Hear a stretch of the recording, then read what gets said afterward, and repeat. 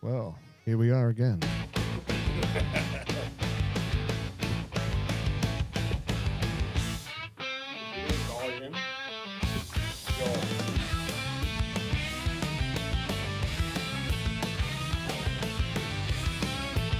Turning up a bit.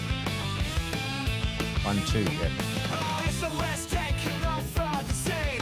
Out in the West, the ultimate team. They're bringing the heat, bringing the noise, breaking down barriers, making some noise. Unfiltered, uncensored, straight from the heart. These brothers ain't playing, they're taking it far. From crazy confessions to stories untold. Raw SOS is unmissable. Bold. So come on, join, be part of the crew. Raw SOS is waiting for you. Out of the West, they're here to stay. Tune in, turn it up, let's hit play. Welcome back to another episode of Raw SOS podcast. We're live and loud. Well, not live, pre-recorded and loud. We have a special guest on today. All right, let's cut to Harvey. Mr. Nathan Harvey has joined us. How are you guys? This dude's going to have a million stories, and I can't wait to get into him. He's done that. He's done everything. He's been there. He's done it. Let's get into it. So, how are you, Nathan? Thanks for coming along. Great, thanks, Wes. How are you? Yeah, pretty good, mate. Oh, how are you, Adam? Oh, yeah, I'm going all right. Yeah, how are you, Justin? Yeah, Good, mate. Oh, Good. yeah, fuck. I was just We're actually a bit rough from last night. We did episode 50 last night. And, Nice. Harvey just has been. Where you been, man? I've been on a 2,500k road trip. So Fucking hell. Yeah, right. You don't do things in half, though. no, not really. It was my nephew's 21st birthday, and the theme was heroes and villains, and I went as Adolf Hitler. I think I was the only. I think I was the only guy game enough to do that. And there was a prominent Jewish person that turned up there as well, so I don't know whether they were very happy either. But I decided to go surfing all the way down the coast, and I still got a bit of Sharpie here on my moustache because I had to shave my beard off. Well, I grew my beard really long, and then I grew the little bit here, so I got a Sharpie and coloured it in, and so I still look a little bit Adolf-y at the moment.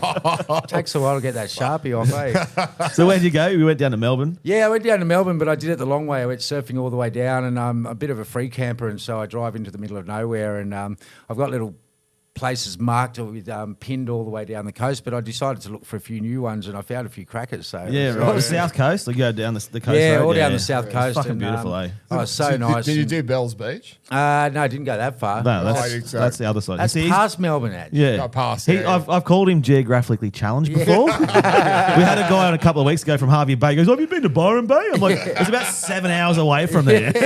I don't say geographically challenged. I just say challenged. Yeah, challenge. Fucking oath. Definitely challenged. But anyway, we'll get into a bit of your story, mate. So, where did you grow up? And Yeah, I was born Manly, Northern Beaches, and Yep. I grew up there. We lived at Wheeler Heights, which was sort of just above near Long Reef Beach, and then we moved a bit further down towards Mona Vale, which is the Northern Beaches of Sydney, and we stayed there for quite a while, and then my parents have moved up north recently. But straight out of school, I went to London and lived in the UK for a year and did modelling over there. Yeah, right. And I sort of fell into modelling because an old fifth grade school teacher said we should go for a casting, and I was playing high level rugby at the time, and I went to this casting and I got it and started doing ads, and I was like 15, 16 years old and getting a couple of grand and going, this is a pretty good gig. Unreal. And but unfortunately for the modelling, they didn't like it too much because I'd rock up with stud marks all over my face, and they had a commercial to shoot or something like that, and they had to cancel the shoot, and that was before all stuff like Photoshop and everything like that. So the makeup artist had to like pull out all the stops to cover the stud marks up. And On your so face. I ended up giving up footy and then living a life where I sort of travelled around the world for a while, modelling, and lived in the UK for 2 years and lived in Barcelona. How old were you at that stage? It's 18, 19. Fuck, what a life, man. Living the dream, bro. Straight out of school, man. And it was funny. In the UK, I was sort of on the front cover of My Guy and Jackie, which were the equivalent of Girlfriend and Dolly here. Oh, yeah. Yeah, right. Yeah, and then I got homesick and came home, and I was a dish pig in Perisher. So go figure that. Yeah. So you went ski. So you loved you skiing or snowboard?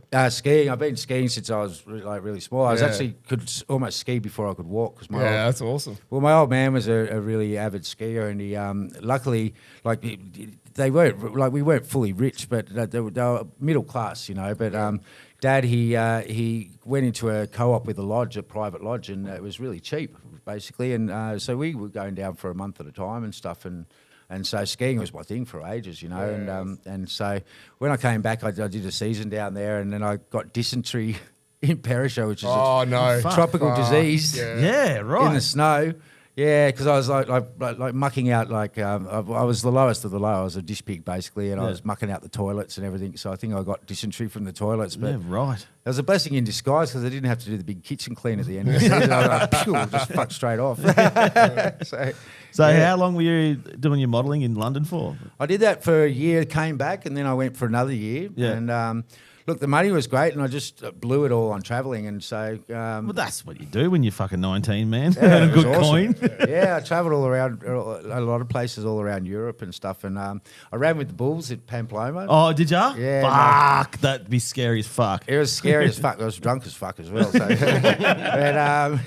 Did you get close to the Bulls or like? Yeah, really close. Yeah. Well, what they do is they release the fighting bulls first, and then they release the female cows afterwards, because what happens is if one bull gets isolated, it starts going ape shit, and that's when people get gored and all that kind of stuff. And so the key is from good advice from the locals there, they said the key is you got to hide from the fighting bulls when they go past, and then as soon as they go past, you run like hell after the fighting bulls, because the only way you can get into the stadium, the bullfighting stadium, which is always booked out during that festival, is to run with the bulls, and that's why people run with the bulls. But you've got to be right on the heels of the fighting bulls, and so the key is you hide like somewhere on the track where the fighting bulls go past, and then you just sprint after the fighting bulls, because as soon as all the fighting bulls are in and the other ones, they close the gates, and then when you get in there, in the big arena at the end of it. At the big arena, yeah. And it was gnarly, and but it was great fun at the time. And I was running along, and I looked to my right. Spike Lee was running next to me. Yeah, a director. Yeah. Holy shit, that's Spike Lee. How are you, bro? Yeah. He goes, hey, bro. Don't get spiked by the bull. Yeah, Spike may have got spiked. I don't know. Oh, jeez. No, I have heard it. There's a few people that I've heard on podcasts and stuff that have done that, man. It's one of those things that I don't know if I want to do it, but it's like, fuck. If I was there, I'd have to do it. It sounds like a rite of passage. Yeah, it's hectic. And, a lot of people, it's funny, though, because and because, of course, when you get into the stadium, you actually get to see the bullfights. And I was like, whoa, man, this is gnarly. And people say it's super cruel and all that type of stuff. And look, it is in a way. But then speaking to the Spanish people, they say, well, what would you rather be? Would you rather be, a bull or a cow in a shed, where you don't go anywhere, you're in a cage and you're grain fed, and grain fed's a hoax. They're just basically in a cage and they're eating grain. Corn. Yeah, and they don't go anywhere. Genetically modified bullshit. Yeah, and be stuck in a cage your whole life, or would you rather be on a big ranch where you can roam around and you can root as many females as you want and all that kind of stuff, and then you fight for your life at the end? And I said, well, I'd probably rather be the fighting bull in Spain, thanks very much, rather than be stuck in a cage my whole life. At least you got a pretty gruesome ending, but at least your life's better, I suppose. So until the end. But the way the piccolos come in and torment them, it's pretty gnarly. But and so I could only watch a couple of the fights. I was like 7. Yeah. And I said, oh, fuck this, I'm out of here. And so I couldn't handle it anymore. But when you look at it that way, I suppose, I think I'd rather have the Spanish fighting bull's life than a normal bull. Yeah, it's either that or fucking Or be a battery bull. Do you know? turn into a whopper. Yeah, that's right. You turn into a whopper. That's it. So it's interesting. Did you do the tomato? What the other? That tomato fight. Yeah. Did you do that? Yeah, I covered in it. Yeah, they did that as well. Yeah. The whole street just covered in tomato. Yeah, well, they sort of do that in. They have a separate festival, but they do pull it out for the running of the bulls as well. And so there's all sorts of crap and red wine all over the place. Oh, and, yeah. It's like, that's people insane as passed such. out. Well, I passed out on a park bench because that was the only spot you could get. There's no accommodation, and you just sleep in the park. And if you get too pissed, sometimes you got to be careful because that's when you can get really hurt. So, some of the locals are just Talking about relentless. sleeping in parks, you love your camping, man. You're the bush man. Tell us a little bit of stories about that. Oh, yeah. Like lockdown and stuff in the 2020 and whatever else. Like, Yeah, well, lockdown, I was getting a bit pissed off with society because the worst thing was at my 50th birthday, I planned it and everything, and just about 2 weeks coming, I was saying to my mates, look, don't get tickets yet. I think we're going to go into lockdown. And sure enough, 4 days before my birthday party that I'd planned for and everything, we went into lockdown. And so I got the shits and went and lived on top of a mountain for a year. Yeah, right. And I had a camper trailer and I stripped it and put a rooftop tent on it and then made an annex and everything out of the rest of the tent. And I lived up there for a year and it was the wettest year on record. yeah, it was pissing down. eh? Pissed down the whole year. Old Justin, the switch bitch, got a rooftop tent. And he stayed up my house at Blackheath and he nearly fell out and landed on my snatch bag. That was shit. Well, I had a rooftop tent on the top of my territory for a while because I toured around in 2019 because when COVID happened, Virgin was struggling, right? And they offered staff a year off and still have your job back, but didn't give us a paid year off. And Because you're working for the flight. You worked as a... I was a dispatcher. Yeah. I was a dispatcher, so I was pushing back planes for Virgin. So I was the guy who, they're called PPUs, and you attach them to the wheels and you press a little remote control and push it back. And so I was telling the pilot to steer left when I'm pushing him out and when he can start his engines. And I was also the last guy to inspect the planes before it went out. So, the pilot comes and does his inspection, but because of everyone on the ground crew, things can happen. When they push the conveyors up, they can scratch the plane and things like that. And so my job was to do the final inspection, which was a lot of responsibility as well. And I actually cancelled a few flights a couple of times, and the punters weren't too happy. Well, yeah, I had to, because one time in particular was really full on because I just saw the back dripping a lot more than it would normally do. Like they've got these little water spouts that come out of the back of the plane, and they drip a little bit, but this one was dripping way too much. And what had happened is for the toilets, they've got these bladders that expand and contract with the heat. And one of them had completely frozen up, and it was melting and dripping stuff out. And the thing about it is, when it does that, it can affect the balance of the plane when it's flying. Far out. And they can have a crash. Because the toilet's full. Yeah. Well, So don't shit on a plane, all right? yeah. Well, don't shit when the bladder's not working properly because it might add to the weight that you don't necessarily want in Anyway, the back. go back to London, right? When you said you were doing the modelling, so that was your full-time gig, just fucking getting photos taken of you and just partying. Yeah, Like- very much so. Yeah. Yeah, that's fucking unreal. So Yeah. you would have met some pretty wild and interesting people back then. Oh, it was crazy. Yeah, I met all sorts of people in London, but the biggest, the wildest people I met was when I was working for Channel V because I came back and because I've been working in London, everyone suddenly took me seriously. Like it's like, oh, he's been on front covers in London. It's not the Australian tall poppy syndrome because you're past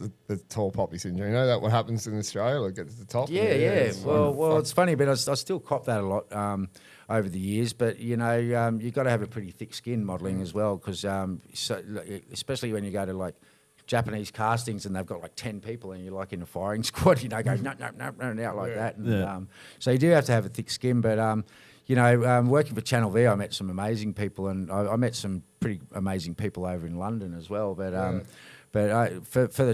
so when I came back, I was modelling, and I got a bit sick of modelling, and my mates and I made a pilot for a TV show, and the guy who edited it is a guy called Kirk Baxter, who is now Finch's major editor in LA, and he's won 2 Oscars. Yeah, that's fucking awesome, man. Yeah. And Dave Hausman, the cameraman, he became an IMAX cinematographer, and from that, it was called Happening Places, and we made our own little video about travelling around the northern beaches, and we wrote our own theme song, and we had a picture of a car, an old XF Falcon or something, on a piece of string, and we're dragging it around this map, and that was our intro to the show. We're talking about cars. Tell us about Richie Sambora from fucking Bon Jovi. Tell us that story. Oh, that was awesome. Well, but that's how I got the V gig. But the Richie Zambora story, that was another whole story, because when I came back and did modelling in Australia, I got a pretty big profile, and I became the girlfriend pretty dubious title here, the girlfriend model of the year, 3 years in a row. That's some serious street cred. Oh, serious shit. Hey? Yeah, street cred. I'd be like, fuck you. I'm the girlfriend model of the year. Yeah, Like. put it this way, I got bashed at Panthers for it. That's Oh, really? No, well, Panthers, we talked about Panthers. Don't worry. I've been bashed at Panthers. I've never been on the cover of a magazine either. So you're not alone. you beauty. And normally it's by the bouncers. Yeah. Well, I've had rocks thrown at my Valiant and all sorts of stuff because there are jealous people out there as well. And, Yeah. But what happened is Girlfriend, Bon Jovi were touring at the time, and Girlfriend ran a competition, and it was like, who wants to meet Bon Jovi backstage? And prepubescent girls meeting Richie Zambora, what could possibly go wrong? and so they ran the contest, and these people won interstate, and then they said, now who would you like to introduce you to Bon Jovi? And guess who won? Yeah. And so suddenly I'm on tour with Bon Jovi, and I'm staying in the same hotel rooms as him. Not the same hotel room, same floor hotel. So I'm coming out of my room going, yo, Bon, yo, Richie, how you doing? This kind of stuff. And I was a bit of a party animal back then. And You still are. Yeah, still am occasionally. Yeah, I've mellowed down a lot now. But the Richie Zambora story is pretty amazing because I can't even remember it. So it was my mum who reminded me. She goes, how about when you came and grabbed a couple of surfboards and went surfing with Richie Zambora? And I went, oh, did I? And we've been out on an all-night bender. I have no idea whether I drove or not. I hope to God he had a driver.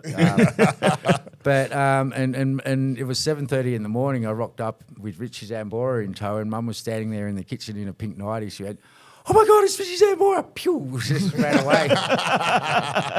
And my old mate, Rodri, who's a Welsh friend of mine, he tested me out recently. He visited my parents up north, and he goes, oh, so what about the Richie Zambora story? And Mum just laid it out to him, bang, bang, bang, because he thought I was bullshitting. No. I don't bullshit with my stories. Yeah. That's a good fucking story, though. Yeah, so I was that wasted I couldn't even remember. Love You it, went love it. surfing with Richie Sambora. Can't fucking remember. Can't remember what beach. Can't remember anything. Not a thing. It was complete blackout. 7:30 in the morning. 7:30 in the morning. Yeah. I hope the surf was good. No, Yeah. Anyway, let's just go into the thing because you know you love skiing, but you broke your neck. How the fuck? What happened there? Yeah, well, that Were was you overseas somewhere? Were you like a? yeah in Canada. Well, that was Yeah. another job after the TV stuff. I left Channel V because they didn't give me a raise for quite some time, and I got hijacked by Optus Television, and I was hosting their flagship show, and it was a really good show, and unfortunately Singtel came and bought Optus at the time, and the first thing they got rid of was Optus Television, and so suddenly I was sort of out of work, and that was the same time when all the reality TV shows came on, like Big Brother and whatnot, and so it was actually getting hard to get a job, and I was a fully qualified producer by then, and I was like producing all my own stories for Optus, and I just like got a bit fed up of it. I was doing a couple of things here and there, and I just said I've had enough now, and I went and worked at SeaWorld up in Surfers Paradise, and I learnt to. I was a show announcer there, and then I got to know the head of water skiing really well, and asked, can I like have a go at water skiing?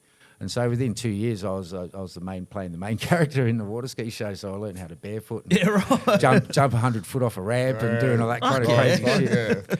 Yeah, and then I seemed to have a lot of bad luck as well along the way, because they suddenly cancelled the show. The SeaWorld's water ski show is no more, and so because they had a lot of people coming and going, oh, my shoulder and all this kind of stuff, and the insurance costs for too much, and so my mate who I'd befriended, Charlie, he goes, come over to Canada, and so I went over to Canada. I got a bit of a payout because I worked at SeaWorld for ages, and my mate was sailing around the world, so I flew to Fort Lauderdale, jumped on his 40-foot yacht, and sailed halfway across the Atlantic. Oh, wow. That sounds shit. It was shit, yeah.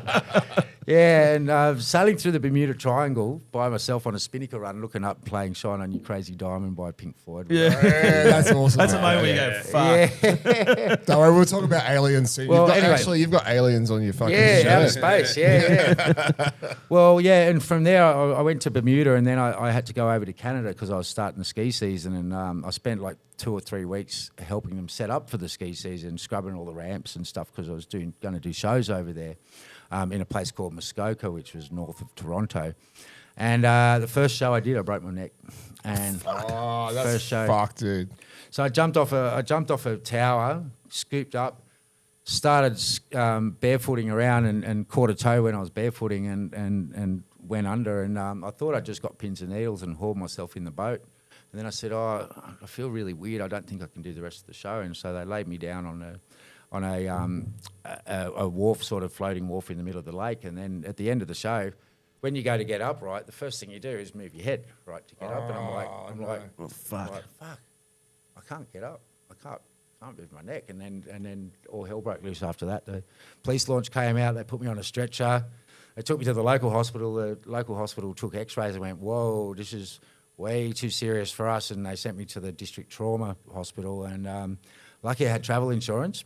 Yeah. And lucky I hadn't been drinking. Because if I'd been drinking, it would have been null and void. And they operated on me. I've got a metal plate and 4 screws in this neck. And Oh, fucking hell. 5. Yeah. Fucking hell, man. It's pretty insane, eh? That is hectic. Yeah. Yeah. Yeah, travel insurance, shout out. So were you like paraplegic for a while, or could you feel? No, I could feel everything. Yeah. I was moving everything, but it was called a bilateral dislocation, which is you dislocate your C4 and C5, and it goes up like that and then like that. And so that's how it was. And there was like a millimetre of my spinal cord coming through, and they had to literally put like 30 kilos or 30 pounds of pressure to lift it off it and then slowly put it back in and then screw it all in. And the doctor, You must have been on some pretty wicked drugs then. yeah, I was, but I wasn't allowed to move until the operation. So they operated with me in my own shit, basically, because I basically shit myself and within 30 hours. And thank God it was Canada, because they You operated. say, you can say cunt in Canada. You Yeah, can't. you can't. You just No, said it, but they're bro. good cunts because they fixed it. cunt in Canada.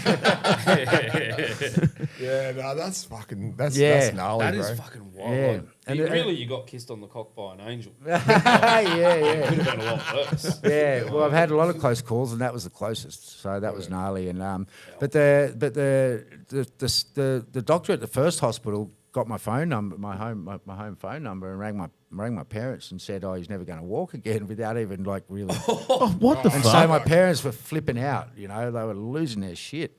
And within 30 hours or something, I was operated on, and I was fine. And if it had been a less serious injury, I would have been in a halo, probably in a hospital bed for 3 months. You know how they put you. Yeah, traction and fucking. Well, because it was so serious, they just screwed it together, and they had this big RoboCop neck brace, and I was walking around.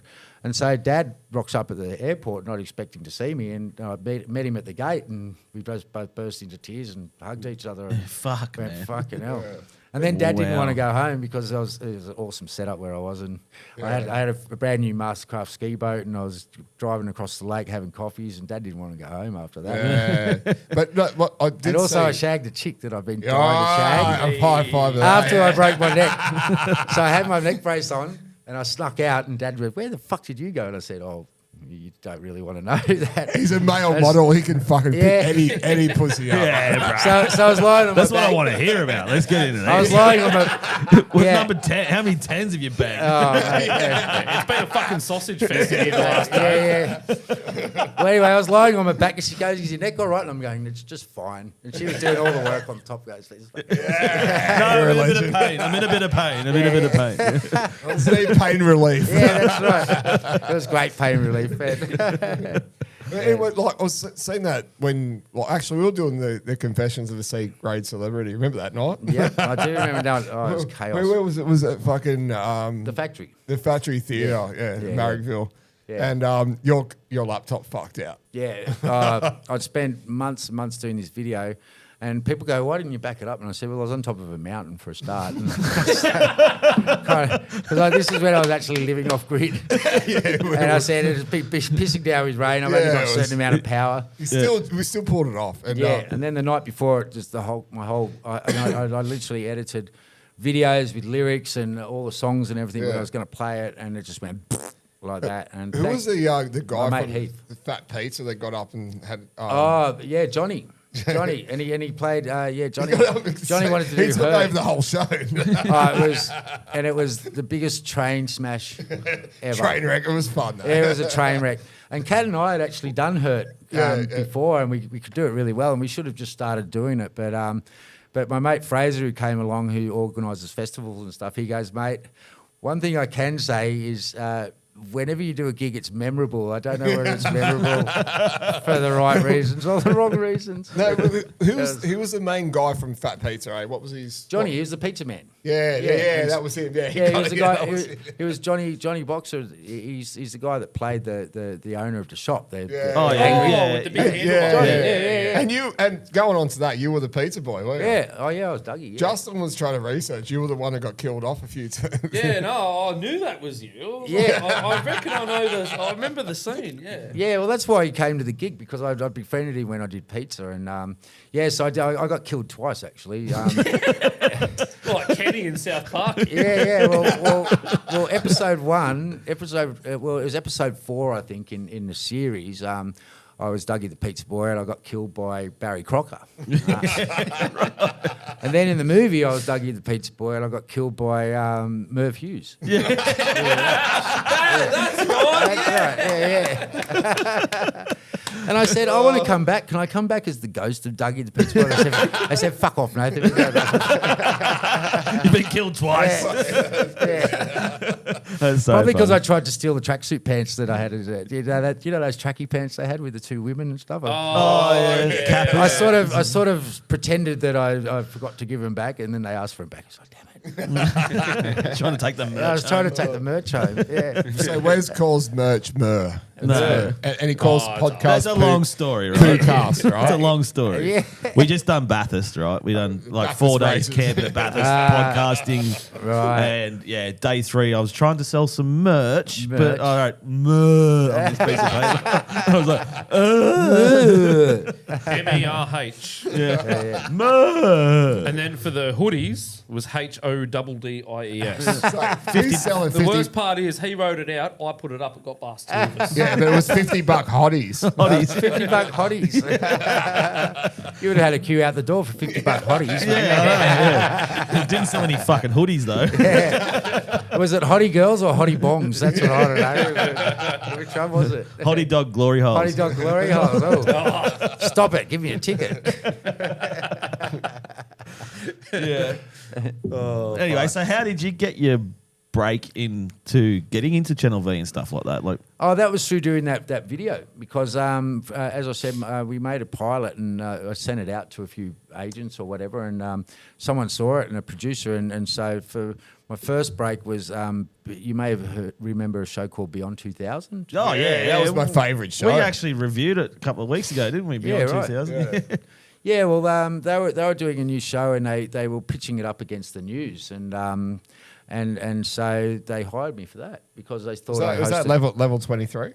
Yeah, level 22. Yeah. And so that was massive at the time, and because like it was a major network, and it was a major gamble for Channel 10, we used to call it Channel 10, called Channel 10, and they were pitching it dead set up against primetime news, and unfortunately they didn't think the experiment worked very well, and after 13 weeks it got axed, and that kind of sucked. I do remember, because I was that age. I was in that age bracket when that was all happening. Young and impressionable. Yeah, and now you're old and impressionable. I'm getting a bit of grace, right? You know, that's what happens. Like, all right, ladies, I'm single. I've got some grey. I've got some bit of...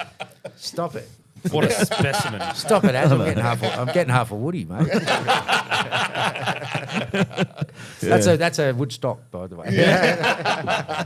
We need some woodies. Yeah. So we're not meant to have boners right now? Stop it. Yeah, double chin really turns me on. Yeah, so and that's how I got that, and that was another sort of unlucky thing because it was not long after the time I did the Bon Jovi tour, right? Yeah. And Pepsi were onto me, and they had offered me a huge sponsorship, like huge. It was like worth $100,000. And it was Fucking hell, worth yeah. shitloads. And I had a really big decision to make. It was like, fuck, am I going to do that, or am I going to do this show? Because the show was sponsored by Coke, and so I couldn't do both. And so the show lasted 13 weeks. I lost $100,000. Coke and Pepsi challenge. Yeah. Well, that's And another time I got a Where's 10 my jet Pepsi? Have you seen that ad, Oh, that no, show? I know. There's a dude that won a jet. Like Yeah. there was he collected all the thing. Yeah, there's an actual yeah, thing. Fuck yeah. you, Pepsi. Yeah, I know. Yeah, so that really sucked, and another one that I copped that was a really big downer was I got a 10 commercial run for Hyundai cars at the time. Do you know how they had that they had one guy doing 10 commercials, and my agent was sort of stuffing around working out per diems and lunch fees, and I said, just sign the fucking contract, and they were fucking around, and they didn't, and the Korean stock market crash happened, and I lost 10 commercials as well. Oh fuck! Another $100,000 probably. fucking hell. Fucking hell! Yeah. So it's just like just give it away. Fuck it. I don't need it. I don't need it. Yeah. I'm gonna live on the top of me fucking mountain anyway. Well, the Fucking lucky hell, thing it's is crazy. money's never played a priority in my life. It's always been my happiness. I probably would have necked myself if it did, Yeah. considering those kinds of things that happen. And so, I've never been driven by money. It's always just happiness, and that's why I'm living the life I am now. Pulling that back in, so after you, like all that bullshit happened, you became a musician. You started playing guitar, and I played in band with you for a while and stuff. And Yeah. and how good is that being a muso? Just like I love it. Yeah, and you're still going, man. Like, Yeah. you fucking, Yeah. Well, What's your latest band called? It's called Folk Like These. It's a it oscillates actually. Sometimes it's a 7-piece, sometimes it's a 5-piece. Members leave, but it's a 5-piece folk band at the moment. And we've got a cellist and a flautist, and that kind of flautist, and and I'm sort of multi instrument because we had a drummer, but it didn't work for a lot of the tracks. So I got my electric kit and I play drums every now and then switch to guitar and even bass. So I'm sort of and kazoo. I'm playing kazoo too. Kazoo. You're bringing the kazoo back. Yeah, mate, I'm a virtuoso on the kazoo. So I'm going, do you want kazoo in that? And everyone goes, fuck off. It's like when we were at Bathurst, Justin's kids were playing the fucking foghorns. We were recording a podcast. You hear in the background. I was going to say that, doing a podcast of Bathurst with V8s flying past. Yeah. How's the audio for that, Justin? Yeah, no, it was actually all right. Yeah, we got it. We got AI to fix that. All right. AI. There you go. Yeah, the world's getting taken over by AI. Yeah. But I mean, the reason I picked up a guitar was when I broke my neck, and it's funny the way sliding doors happen. If I hadn't have broken my neck, I moved to Sydney then, and I started my job with Virgin, and my flatmate there was a good guitarist and sort of taught me the basics of guitar, and then I started writing songs, and I was hooked. And so it's funny, I probably would have been a water ski bum still in Canada maybe, and never picked up. No, a I guitar. I love the superhero song. That was my favourite one to play. Oh, thanks, man. Yeah. Yeah. Playing the keyboards and stuff. It was just I think that won the bloody the gig at the Factory Theatre. Yeah. Well, that was when we really worked on the ending. It went, it was that was a great song, and I'd like to re-record that now because I did an EP and it was about 4 or 5 years ago, and I've learnt so much from that, and but I'm working on another one now called The Night Train. I remember the Night Train. How many? Benny Pounder, shout out Benny. Yeah, Benny. How you going, mate? He said He's a Westie as well. He never worked with an artist that had about 500 fucking tracks on it, Yeah, well, that was because he tried some weird algorithm to transfer them from Pro Tools to Logic, and it duplicated them. So he wasn't being fair. It was only half that, only a couple of hundred. He's like, holy fuck! And I was laughing my head off when I went, "Oh, Nathan, yeah, I know that song. I learnt that song." yeah, but it was his favourite song, and I helped him build the studio for 11 months, and that was his gift to me. And he goes, you can do whatever you want with this, leave no stone unturned. And so a year later, I've left no stone unturned. So he's trying to push me out of the studio now. He goes, for fuck's sake, finish this song. The other thing I was going to say, who was your best artist that you, like when you were a Channel V host? Yep. Who was the best artist that you interviewed? And the worst. most famous. The best and the worst. Yeah. Well, the best and the most famous wasn't Channel V, actually. It was Level 23. Bob Geldof. Yeah, right. Yeah, he was unreal. And he copped a really bad rap because it was at the time when Michael Hutchins had basically stolen his missus and stolen, and it was, and that was when also the time when Christmas was coming and Michael Hutchins died, and so it was really close to that time, just before that time, and Bob was copping heat because he wouldn't let his daughter and his son come over for Christmas, and I don't blame him. Like any good father probably wouldn't. You know, for a start, his missus was a drug addict and on the smack, and so was Michael Hutchins, and he's already stolen his wife, and now he's trying to take his 2 kids from him at Christmas, and he was basically resisting, and it was funny because he come over to do a promo for Geldof Does Gundawindi, which was his band playing at a B&S ball, and apparently he had an awesome time there, and so anyone who spoke to him or whatever. I didn't even interview him. I wasn't supposed to interview him, but he was promoting this film, and it was at the Dendy Cinema in Martin Place. And under no circumstances was anyone allowed to ask him about Michael Hutchins or Paulie Yates. It was all about this band. And at the time, I just started Level 23, right? And I was sort of hot property.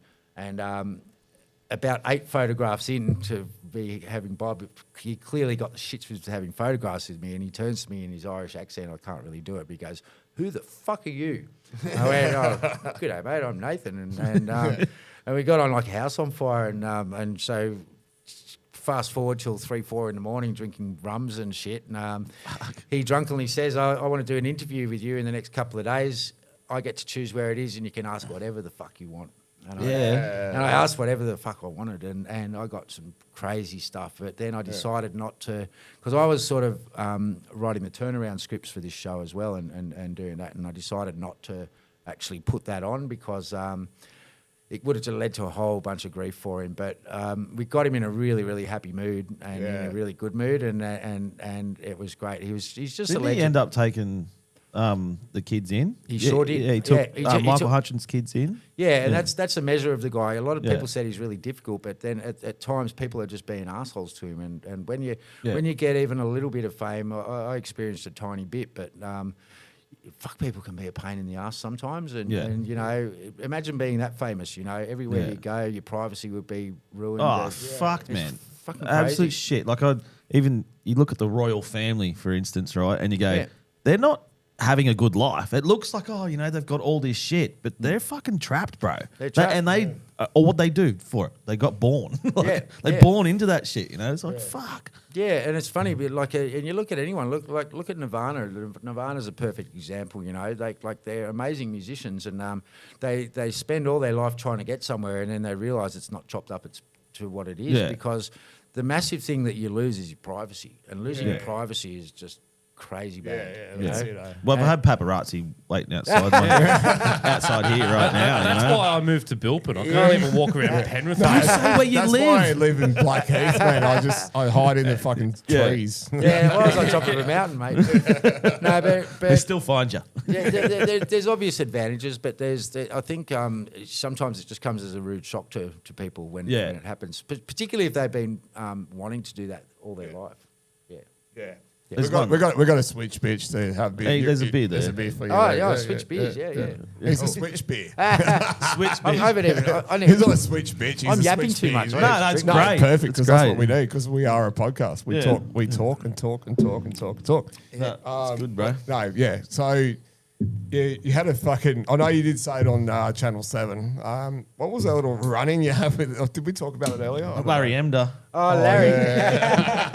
The price is right. Well, I've been on the morning show a few times, and he seems to be absent a bit. But I think maybe because he thinks I might dish out some dirt of some of the craziness that happened back in the 90s. But no, they've been really supportive of me, and it's good because one of the executive producers, she confessed to me a few years ago that she actually had me up on the wall. yeah, that's right. Yeah, she did. So whenever I do something I was remotely on that interesting- bloody YouTube video. We Yeah, watched, Yeah, so whenever I do something remotely interesting, they sort of haul me in and say, come and do another thing. And so it's great to have that kind of support. And it's great. I've still got quite a few friends in the industry, and that's good. Geez, I wish I'd decided to be a musician during Channel V days, though. Yeah. But, That would have been helpful, yeah. would have been helpful. What was it? Of course, I do things the hard way. And, you know, being a musician is fucking hard. Yeah, I know, so actually have to have talent. What was Yeah. the fella that used to be he used to go to Big Day? Remember when we used to go to Big Day Out, right? And there, what was that fella that was in Channel V? And I dressed up as Captain Condom Man. Jabba. Jabba, yeah. Jabba It was mad. We smoked weed with him and shit. Big Day Out. I loved his weed, but Jabba and I were very different. Like I smoked bongs too much back then, but I'd do it after I come home. But Jabba could literally not host unless he was stoned. Yeah. Did you do so any? He's going, "Where's my weed? Where's my weed?" And I'm going, "Oh shit, maybe I had a joint before work. I shouldn't have done that." and it was funny that. Did you do any live feeds from Big Day Out? No, I didn't do live, but I did a lot of interviews. So, Yeah. like with the Big Day Out, Jabba actually was doing most of the bigger interviews. So I was doing a lot of the Aussie bands. So I did Jebediah and bands like that. And Did you go The around Purge the and- crowd and interview? Yeah, I did lots of that stuff. We probably Yeah. had sliding door moments there over the years. Yeah. Yeah, we would have been like, fucking gentlemen! I was dressed up in a hazmat suit and I was called Captain Condom Man. Yeah, well, I think I actually remember you because you used to run a little section of the Big Day Out. didn't you? Yeah, It was like the lily pad before the lily pad. No, we had. Nah, it we was had like the Love Lounge. Lounge. the Love Lounge. Love Lounge. I snuck bands in there. It was also. supposed to just be this little quiet, chill out space. He's Yeah, like, yeah. fuck that, I'll put some bands I on put there. 36 musos on 2 days. Right? Yeah, right. Then we don't have any drum kits, but we had electronic drum kits. No, I play the djembe. Yeah, and were you lying on the lounge semi-naked in the gym? Yeah, no, I brought me fucking beer fridge in there as well. And I was selling beers to the DJ for $5, right? Nice. Because they were $10 beers, and it was like, oh, guys, can you give me a beer? So, yeah, $5, man. Oh, you made a profit back then. Well, that was when beers were actually less than $5, wasn't it? Yeah. Bloody hell. Far out. Yeah, you go Take down us there. back. Yeah, take us back. Yeah. $11 beers at $11 mid drinks at the Bathurst track. Really? Oh, yeah, it was a Whoa. fucking Shit. joke. Wow. Yeah. And when we couldn't walk over the, the famous You can't arch. fucking drink and fucking. You know the can't drink famous it arch down the straight? What's it? Yeah, the Conrad Chase? Straight. Yes, the Chase. The Bridgestone. Is it Bridgestone still? Yeah. Whatever it is. Fuck whatever. Changes the every bridge. Yeah. Just after the chase before the last corner. Yeah, yeah. Yeah. Isn't that Yes. the it's Conrad Straight? No. Yeah, so yeah, you got Yeah. Conrad straight, Yeah. comes down into the chase, and then down into Before camera. the corner. Yeah, yeah, yep. Oh, we got it back again now, have we?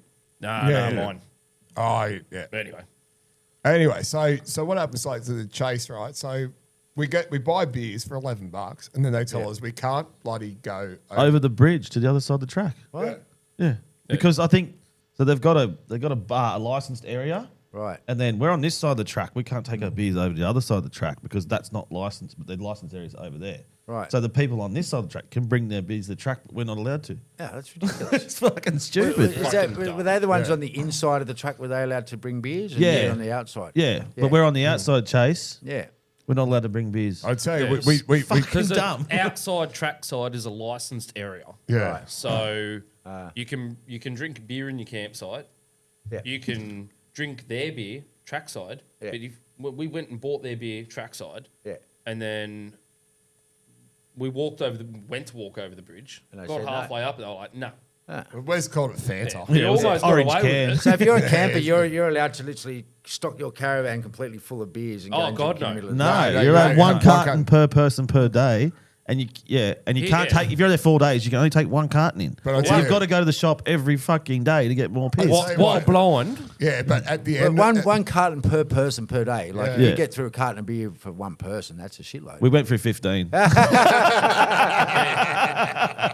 And 3 bottles of arsehole Oh, juice. yeah. it's not even a joke. No, it was fucking like looked like a council throw out. No, right? not just for us. There's like, Yeah. 5 or 6 of us. Yeah. So 15, 14 to 15 But, cartons. you know, Plus, there was if- like hard solos and those Oh, 196s and fucking, it was just I'll piss. tell you, Yeah, If- little if- lamb, that little lamb stuff, Like, man. yeah. That- if you last the whole day and you have to move out and move the camp on the Monday, you can get a free breakfast at fucking Reg's, right? Reg's. Reg's. Hey,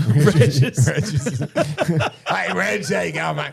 No, Ridges, right? Ridges. So the ridges that come down the straight. There's this big fancy motel room there. We talked about it last podcast, but we walked in and they opened the door and let us in, and they gave us a coffee and we had a fucking buffet breakfast. Yeah, right.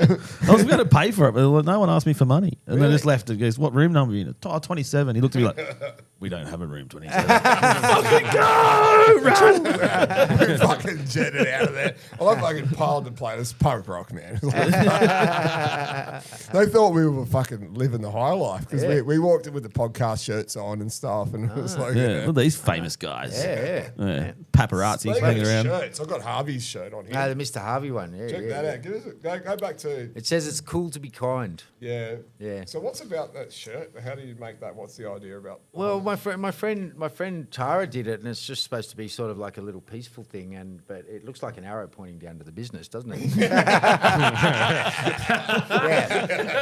And it kind of hides your beer gut as well. So I don't mind that to say. Nothing hides that. Yeah. He looks So like there's fucking a little E.T. picture there of me in a bath singing a love song. Maybe you can see that. Maybe. Look it over, yeah. Looks Sing a little love looks song. like a dick going into a vagina. Yeah, well, that's what you that's what you You thought. need to get fucking laid, dude. Yeah. It's been a while. Anyway, we've got a segment in this show called Chucking in the Fucker Bucket, right? All right. Which it's basically whatever you want to fucking throw in this bucket. So we've got a little song here. It's complaints, fucking whatever you want. So Yep.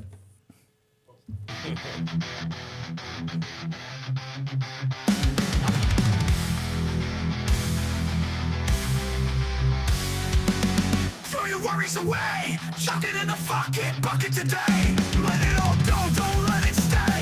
I gotta get the headphones on, Brady. Go on, Ray. No more stress, no more pain. Toss it all out, let it drain. Life's too short. That's why I'm going the wrong hair. Chuck it in the fucking bucket, let's start again. Let's start again. No more stress, no more pain. Toss it all out, let it drain. Life's too short for the kind of stray. So chuck it in the fucking bucket, let's start again. As I say always, that was AI. That was written by AI. Yeah, I know. Crazy, huh? I want to cover that fucking song. I'm chucking VB in the fucker bucket today. VB. We had some bloke rock up here last night with his little puppy dog and a Jesus. carton of VB. Yeah. Yeah. Fuck Yeah, that. and I woke up fucking so cooked. I was like, double fucking podcast. I woke up to a cat fight. Chuck that Do in you know the what I fucking want to chuck into the fucking bucket? Is that street on the way here, Parker Street, is it? Yeah. Northern Road. The Park- fucking unsynced lights there, man, fucking pissed me off here when I was driving in. Yeah. Like, you drive, it's fucking dirt, and just when you get going again, the next red light goes in front Oh, of you. it's fucking sync those shit. fucking lights. Yeah. we actually talked about this street, right? So it's Where we are here Northern Road, Parker Street, Richmond Road, and Northern Road. Yeah, right. It's one fucking road. Yeah, It goes I all the know. way from Narellan to fucking Windsor. yeah. Make it Railway. make sense. Yeah. And it's like, we used to live on Richmond Road, which was there, and then Yeah. Richmond Road's here as well. I'm like, Yeah. what the fuck? Yeah. So I chucked Parker Street. It was particularly Parker Street that gave me the shit. So Oh, yeah. chucking that in the fucking bucket. Fuck. That's the Totally worst agree. set of traffic lights. It's the worst. Because if you Yeah. come from Kingswood turning right, you could literally wait there about 15 minutes, Yeah, turning yeah. fucking right onto. Oh, yeah. Yeah, Of it's an fucking afternoon, shit. trying to get from the Great Western onto the Parker Street. Yeah, Parker Street, man. Yeah, fuck that. You need to be Peter Parker. Spider-Man. Yeah. It's anything Anyway. chucking the fucker bucket at him? yeah, VB. Right, yeah. I You was second that fucking- notion? I was second that notion. Oh, yes. I thought we were right. We were doing well. We fucking done the. We drank 2 cartons of episode Northern. 50 we done episode Yeah. 50 last night, This and we. is 3.5, guys. What's good? You're slipping. Yeah. No, we fucking like we're getting old. Just drink twice as much. Yeah, just twice as much. Yeah. I got Captain Morgan in the car. Look out. Holy fuck. Justin will be on for that. He's Yes. like, Yes. Now we're talking. Yeah, I am going home after this. But no, thanks for fucking turning up, bro. It's been fucking No awesome. worries, guys. Yeah, it's been awesome. No, being tell here. us about your Valiant. I want to hear the story The about Valiant. Oh, it was the best car. Yeah, I bought an AP6 Safari Valiant. It was down near Ulladulla or something. I went or drove all the way down for it, and I had a bit of disposable income back then, and I gave it a full respray and hotted it up, and when I was doing all the Channel V days, it literally became the musician's car of choice. Yeah, fucking. And so I've driven around. Was it a soft top or was it a... No, it was a hard top. It was a wagon. Yeah, It was a sloppy top. It was a wagon, and it was that old beautiful buffed grey. Oh, yeah. And it had turquoise bench seats on it. But at the time, I was modelling for Hot Tuna at the time, and they gave me, which they never would have given to anyone else, a whole bunch of that awesome Hot Tuna fabric. And so I covered all the bench seats with Hot Tuna seat covers. And, oh, mate, it was an epic car. I love that car.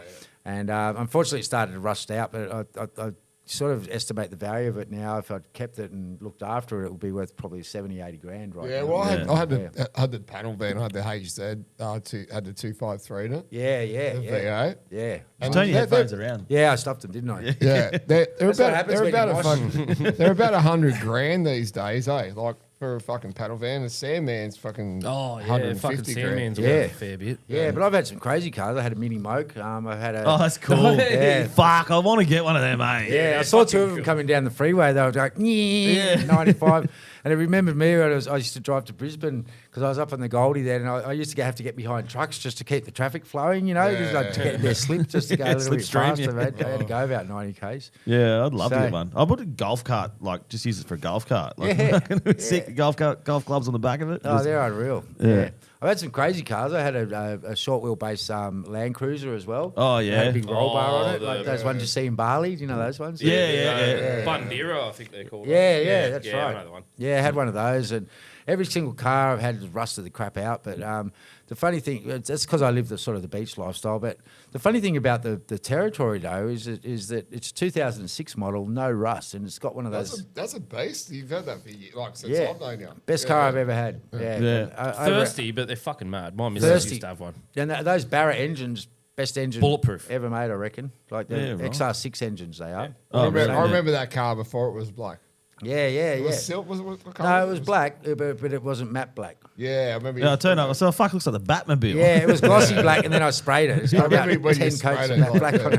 it. It was like Harvey was living out in bloody in the bush. Like we were saying that earlier in lockdown. Like how many months did you live out there for? I was there for a year. A year, Oh, yeah. yeah. He was living in the bush for a year, and then like And then, well, after that, I got really into it, And, Yeah. and now I spray my car matte black so I can just drive into the forest, and I don't care if I get, you see all those people with their brand new, Rangers or something. They won't drive in because they're worried about scratching the Yeah, paint. that's it. I don't give a fuck about that. no. Remember you got Sure, bogged. straight- What was this? Remember that bog? Oh, I got yeah. bogged. There were Yeah, 6 and that- episodes of me trying to get the car out. Yeah. You had to get, no. Well, so- I got bogged, right, and Yeah. they got a legit patrol to try and pull me out. It got bogged as well, and so we had to get a tow truck with a winch. that got bogged as well. No, that didn't get bogged. He wasn't stupid enough to go in there and try and get us out. But he had a super long winch, and we had 3 cars in the train because I had my camper trailer behind it as well. And so the patrol was going, yeah, my car was going, yeah, and it had a camper trailer at the end, yeah, all on one line trying to get us out of this fucking bog, eh? That was your first camping. Was that the first camping site you found? That was one of my first, and I thought it was unreal because it was in a little sort of gully next to a river, and I had fresh water and everything, and the ground seemed firm, but then we had these 2 thunderstorms, and the whole thing just turned into mud, and you it was were like a camping on a fucking meter of swamp. mud. Well, we were camping on a swamp basically, yeah. And the fireys came down for a laugh, and they say, dude.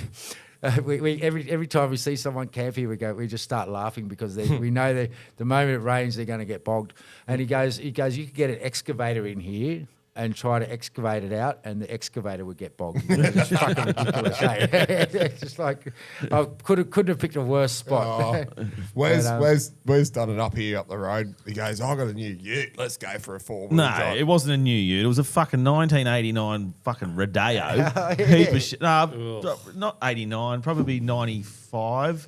was a Rodeo Sport, four-wheel drive. Yeah, I remember the ads. The one ton Rodeo. Rodeo. Whoa. One ton Rodeo. I just bought it Yeah. from down the road. It was petrol and gas. So it had a bit of fucking gas was just like, you fill it up, you drive around the corner, it's fucking empty again. It's like, it doesn't make any sense. Yeah. But anyway, I put it into four-wheel drive the first time. I click, click, click. So I went and got the CVs. I had to get the CVs done. Anyway, I went and picked Adam up, got the CVs done, and my wife There's now. a place called the Drop Zone. The Drop Zone, just Drop out Zone here. is where Yeah. they like the RAF drops. They practice all their stuff, dropping shit down. Oh, there. yeah. Yeah, it's just out here. Yep. I thought it was just a rubbish tip.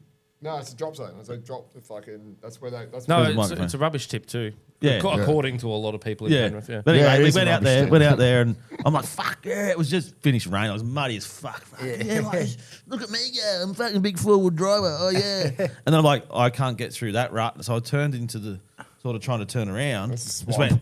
went. Oh, yeah. And we're in the middle of this fucking Swamp. bush, bro. Like, and we're like by ourselves. There's no one there. So he's like, oh, we got to get the water. 'Cause I had like half a bottle of water. Take that. We're going to need to drink water. I'm like, dude, it's actually going to take us fucking 20 minutes to walk to Penrith, right? We're going to be okay. Yeah. But no, not a it fucking. survival my army Oh, training yeah. came He's in. like, right. fucking get the water, get the water. It's, like, it's a little bit this much lemonade. Piss it into his own water bottle and eating bugs. Yeah. Apparently you can drink that a couple of times before. He thought we kills were, you. we thought we were going to die. Anyway, my missus wasn't impressed because she only had like flip flops on, and she's walking through the mud and fucking flip flops. We found the road. We rang up. I rang my old drummer from his mate. His brother-in-law works for four-wheel drives, and He rocked up. They rocked up with a fucking massive four-wheel drive. Land Cruiser, like Yeah. jacked And up. it nearly got bogged as well. No, he's like, "Did you go through that?" I'm like, "Cause by that stage it was dark. We got I lost. couldn't We find the lost fucking car. no. It was just stuck in this bush somewhere." And I'm like, "No, we went down there and we drove down there." And he goes, "There's no fucking way you put your little 1 ton Rodeo in there. Like this fucking Land Cruiser jacked up like this, struggling." through water and shit. It was, And he goes, And you got it through that. "No, I didn't. Oh, you I did. It was the got wrong way. lost." Yeah. So then we had to come back through there. We finally found it, and he fucking towed me out. And it was like probably 11:30, 12 o'clock at night at this stage. Fucking we pitch lost black it as for a fuck. couple of hours. It was gone. Yeah. Yeah. So you owed him big time. Yeah, we actually ended up at the Overland. I bought him a carton of piss. Yeah. Yeah, carton of piss. He's like, "Yeah, I'm happy with a carton of piss." company Carton of called? What piss was is the good. company called? Do you remember? Four-wheel drive. Oh, they're not open anymore. They're closed.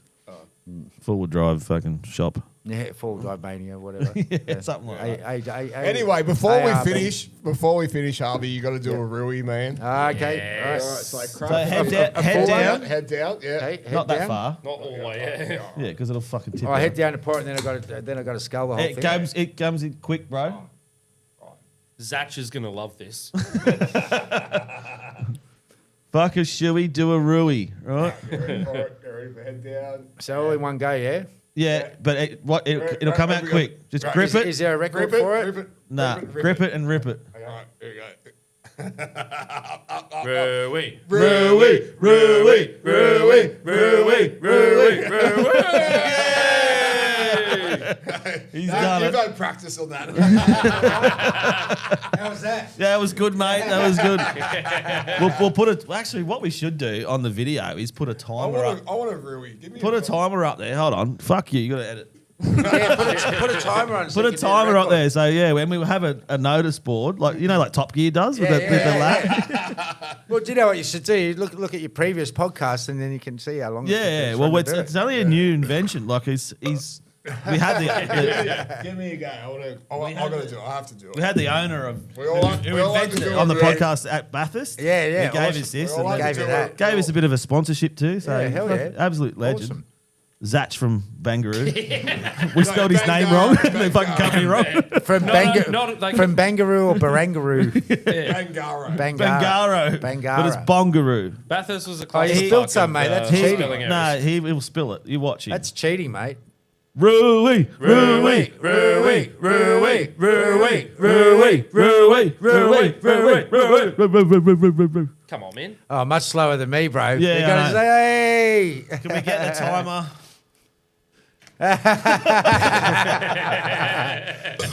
That's soft, mate. That's soft. Very soft, very soft. You're up, Wes. Yeah. I had one last night. I fell off the chair. You know who's next though, bro. Oh, fuck yeah. He's had 3 this morning. He's actually. The switch bitch is next. Oh, you got to get more beer. Got to try and fix my bloody camera. I'm going to fix my liver after this. I've got work tomorrow. This is gay. This beer tastes a lot like I'm not going to work tomorrow. This beer, oh shit. Oh, Oh. I tell you what, that works really well though. It's like a full Oh, shot. they're fucking unreal, eh? Yeah. Yeah, so go to everyone listening. Yep. Bongaroo.au, isn't it? Yeah, Yep. Bongaroo. You need to get in Bongaroo.au. Bongaroo. Bongaroo.au. Bongaroo.au. Bongaroo.au.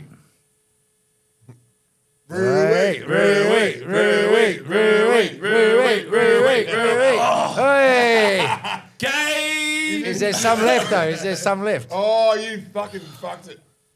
Yeah. All right, the switch bitch is next. You know what? Both of you got beat by a dumb ex-male model. How about that? How does that make you feel? How does that make you feel? I had Hey? 7 last night. All right, let's let Justin's turn now. All right, I'm going to have to come over there because the He'll camera's do shit captain. itself. He'll do captain. Yeah, he'll smash it. Yeah. Well, I'll put a bottle of Captain Morgan in that. See how we I go. remember when I was putting assholes in his- He did it like. Yeah. like, I got to hang a piss now. I'll be back. Hang on. Yeah. Right. We're going to keep going. I'm going to hold the podcast right I here. know. Well, you got to keep. I know. All I've got to right. stay. Justin. While I watch it. Yeah. Yeah. I got. Cheers, Zach.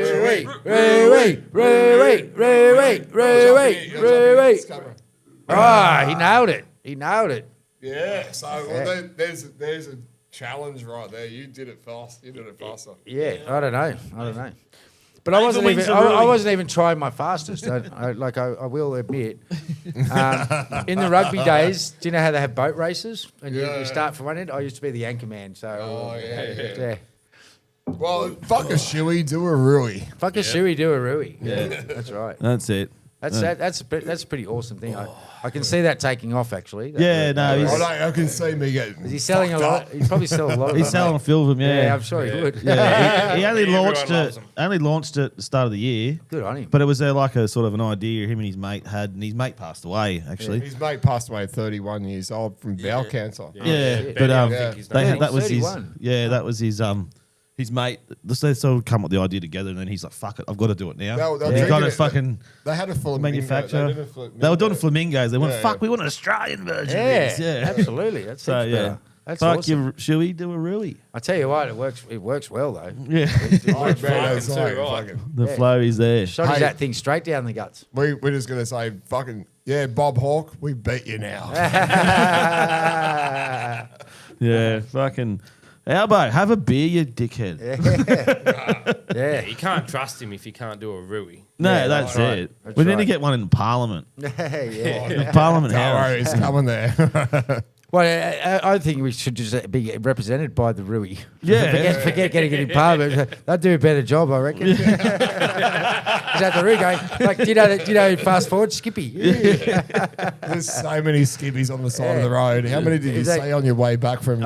Heaps. I cooked up a few as well. I was just hungry. Yeah. The Yeah, it's roadkill. like that video. Yeah, It's all right. Yeah, how to speak Australians. You got to watch that. We'll show you that later. Well, I've got a punk band called the Guzzlers, and we've got to write a song called "Roadkill Flowers," where you nick the flowers from the side of the road and give it to your girlfriend. But there's heaps of wombats. Like you got there's wombats and there's the kangaroos and there's koalas. When you go the further down south you go, I used to see fucking dead koalas all along the road. Yeah, I haven't seen dead koalas. There's a couple of wombats, heaps of roos as usual. Like I hit a roo because I was trying to get to a gig actually in South Australia, and I was trying to drive sort of up until the roos come out, but there were too many fucking bugs, right? So so the bugs were so bad that I remember back in the day we used to have bugs and I was actually going to say, when was Yeah. the last time you saw bugs like that? and only in the outback of Australia because, like, I think the pesticides and everything has got rid of them, and I think that's a real concern because you used to see bugs come out at dusk all the time. We had the fucking Christmas beetles, man. Yeah. You don't see Christmas beetles much. Yeah, now we're getting I saw 'em bogong last year. We're getting bogong moths though now. Yeah, so what are fucking spiders eating? Yeah, I know. We're not here to fuck spiders. But the problem is, like, it's all the pesticides. No, and, we're here to fuck koalas. Get chlamydia again. damn it, I only just got rid of it. Good times, good times. Yeah, but like so, and so to make this gig, I had to get up at 3 a.m. and start driving, and there were that many roos, hey, and it's not the ones in front of you that the problem. It's the ones that come out from the side. Yeah. And the night time because they see the lights and they go, Let's they jump wig towards out. it. Yeah, they're so. Fuck, I'd hate to say they're ridiculously stupid in front of the cars, and they go the exact opposite way you expect. And they will fuck your car up. yeah, it did. Well, luckily, but I was driving right in the middle of the road, and I was only doing like 60 or 70 k's, and I still hit the bloody thing.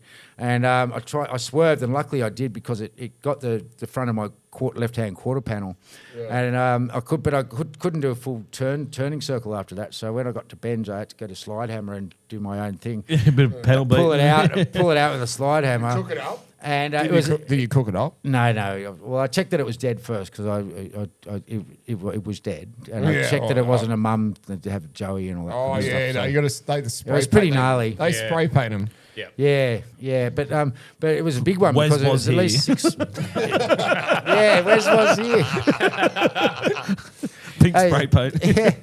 I don't have a piss. But it's left a perfect imprint because what happened when I hit it, it jackknifed its tail around. It's left a perfect imprint of a roo tail down the side of my car. So I've left it there as a badge of honour for that poor roo that I slayed in my car. I've got a mob sister who's going to do a dot painting of its tail. On the side of the car, yeah. How good's that? I almost hit 3 in one go. Yeah, right. There was 3 of them sitting on the road. I was working out near Lightning Ridge. Yeah, right. Walgett.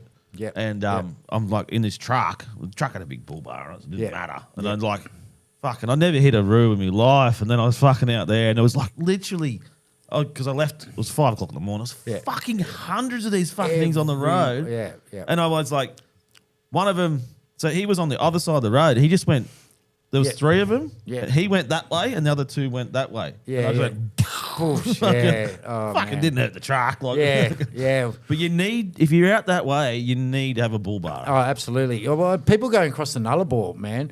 Like people are stopping, and sometimes, like I've heard stories where a road train has actually stopped and said, "You've stopped here because of the roos, haven't you?" And people have said, "Yeah," and they go, "Don't worry, just follow me." Just follow a fucking road train, man. Yeah, and they just just clear tuck the him way. behind 'em, yeah. Just tuck him behind him, and just like, and and it was funny because I was in between Ivanhoe and Mildura, and it was a by road in the middle of fucking nowhere. And there are all these mining trucks coming the opposite way, but none going my way. Like I started waiting for like 15 minutes, half an hour, and I was running late already, and none were going my way. Yeah. So I had no trucks to tuck behind, and so I just had to wing it, and I hit this massive roo, eh? Oh, fuck. Fuck, I was spewing. Yeah, no, they're just fucking stupid. Yeah, well, So dumb. like that they are. Yeah, they just Like, oh, hello, there's a car, bang. But VB, geez, yeah, right. At least it's full strength, you pussies. No, but it's funny, like, and going out towards places like White Cliffs when you get right out there, because I love a place called Pack Saddle Roadhouse, and I've written a song about. Yeah, Pack Saddle I Roadhouse. love that song that you wrote. That was a fucking good song, eh? Yeah, but you go out there, and it's funny because the first time I went there was in 2018, and there was a massive drought.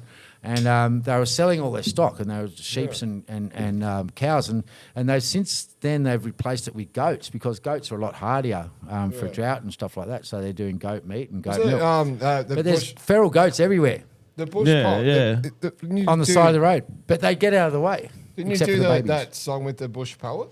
With Ben. Yeah. What's his name? That's Young Man Old. How do we find him? Like on?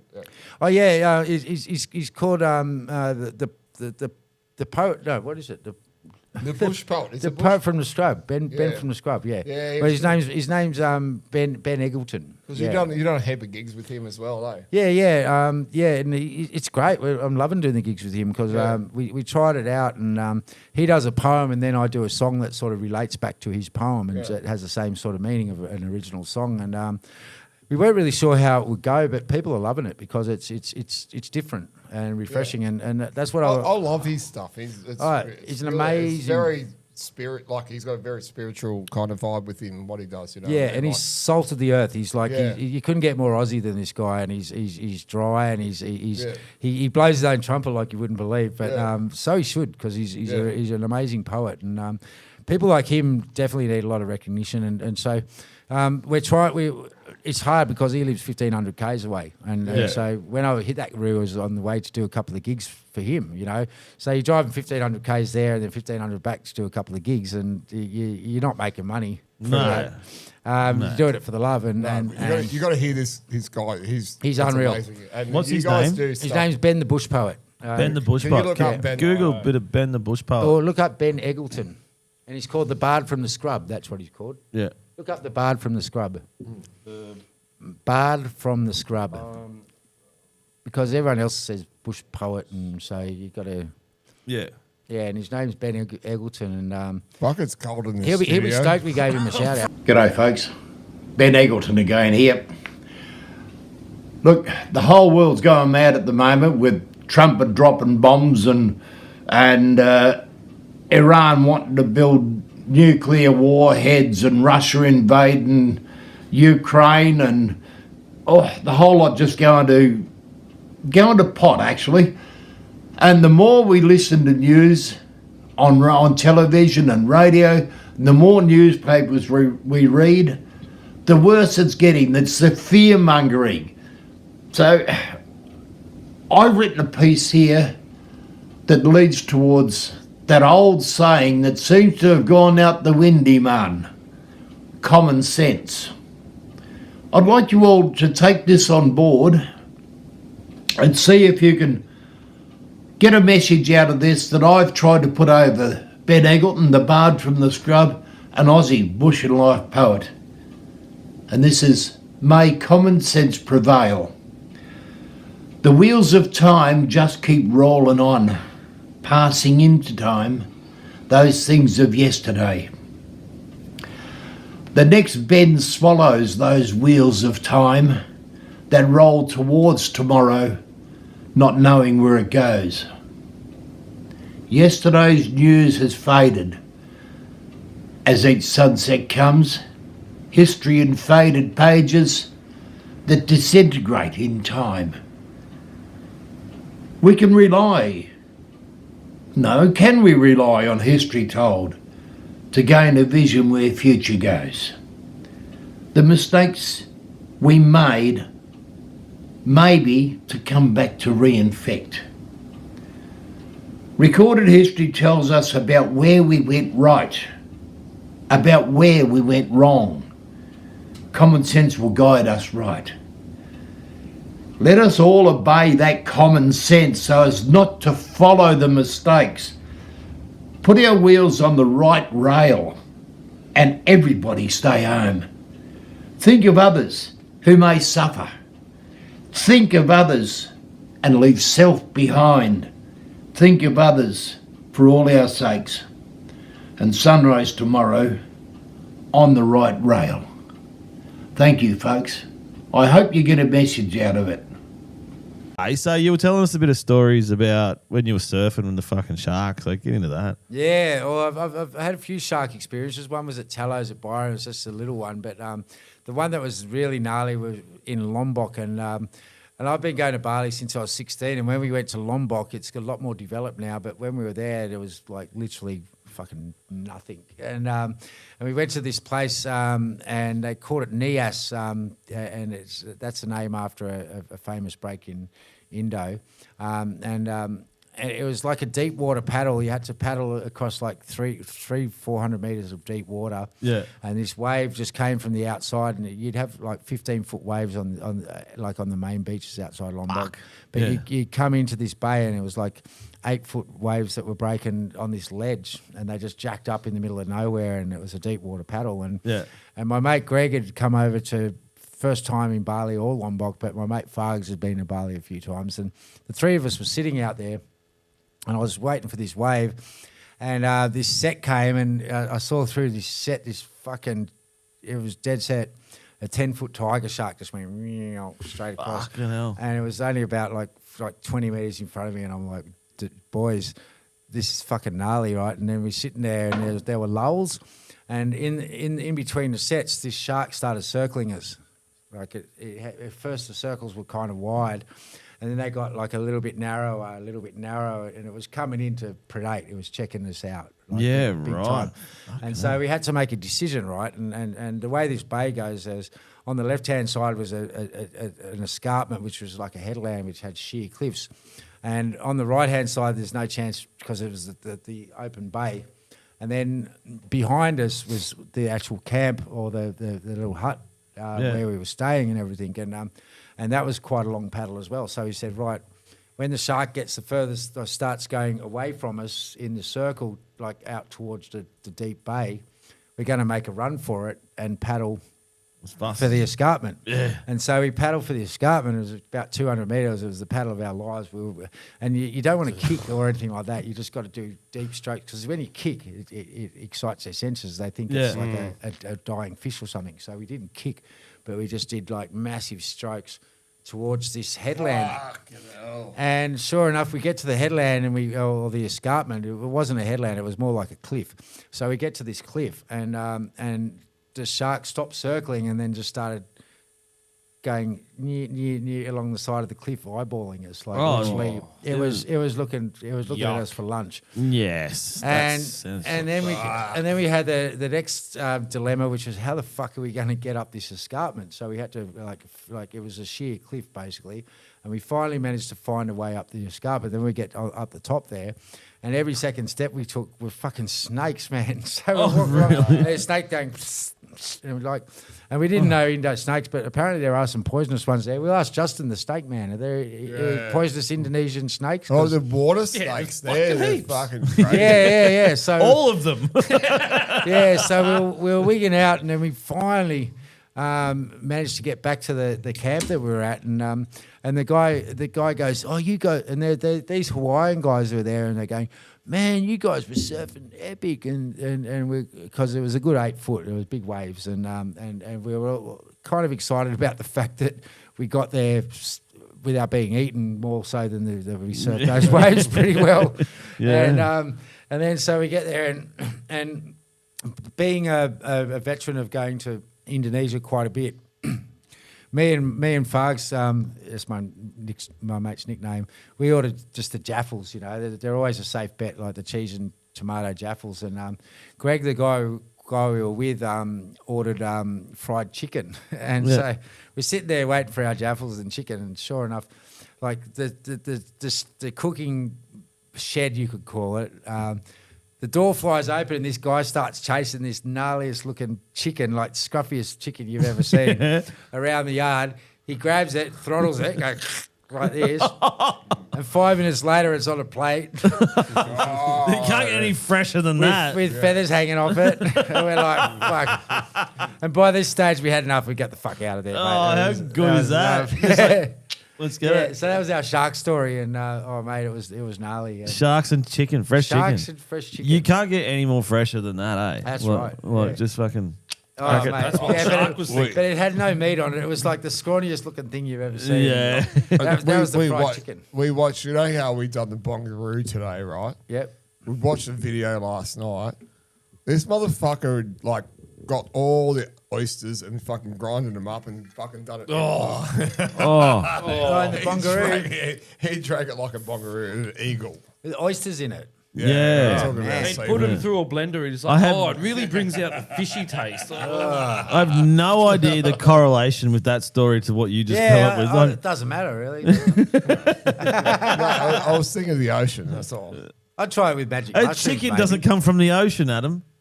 I'd try it with magic mushrooms. How about I with had too magic many mushrooms? bubbles. I was in America at the start of went over for the rugby league. Yeah. Ended up going to Vegas and New Orleans and Nashville. Oh, But- you did that. Yeah, it was fucking unreal. How was the stadium? The stadium is mad. Yeah. Like fucking, like it's next level. I've heard. But yeah, Legion Stadium is so good. But on the way in there, my mate goes, "Here, try this," and I had 2 fucking weed gummies. And I don't smoke weed. I'm not a fucking weed. Anyway, I had 2 weed gummy, like 2 marijuana fucking gummy things. Oh, it was fucking. I was all right, and then because we had like a fair walk to get to the seat. Yeah. And as soon as I sat on the seat, I'm like, I am fuck-eyed right Yeah, now. it messes you up. I've written a song called The Cookie Monster. Yeah. Yeah, I remember the Cookie Monster. You need to put a bit of that in your podcast, actually. I think Yeah. the guys will like that. Hey, can you look up Nathan Harvey's Cookie It's Monster? on YouTube. Yeah, my sure. Let's YouTube play channel, it. which is We've got to play that. That's fucking mad. It's Mr. Harvey Music, and Yeah. on YouTube. But Yeah. they like in America, you can just walk into any store, like it's fucking weed, mushrooms, fucking. You Yeah. can just go and buy it, like it's all legal. And then Here we are. You Yeah. found it? You found it? you think about the dudes before you start that. You think about the dudes that are in jail for fucking life after selling weed, and now it's legal. And now they're legal. Well, they should be let out for a start. yeah, that's it. Well, it's the same in Thailand and all those kind of places. It used to be like banned, but now they realise how much money they can make. out of Yeah, it, you they know? do coke in Vietnam. And it You is lose a- your wallet. It is a fairly harmless weed. Oh, you got the Cookie Have Monster? we got it? Yeah, no, I got it up. All right. Right. You got it up? Did you use That's what she said. She said, "Is it in Viagra. yet?" Just Jumping in. There he is. Yeah, here. Oh, this I is just went to see my friend's little newborn baby. A monster made a baby out of me. so. This is my music. Yeah, right. The Cookie Monster crept up on me. I paid price of insanity. Nowhere to hide, nowhere to flee. If I bite the cookie, he's gonna take a big bite out of me. I love this song. This is mad. So the Cookie Monster took a bite out of you, Wes, obviously. When I came to Ready? in the car park, got the shivers, and then I had a stew.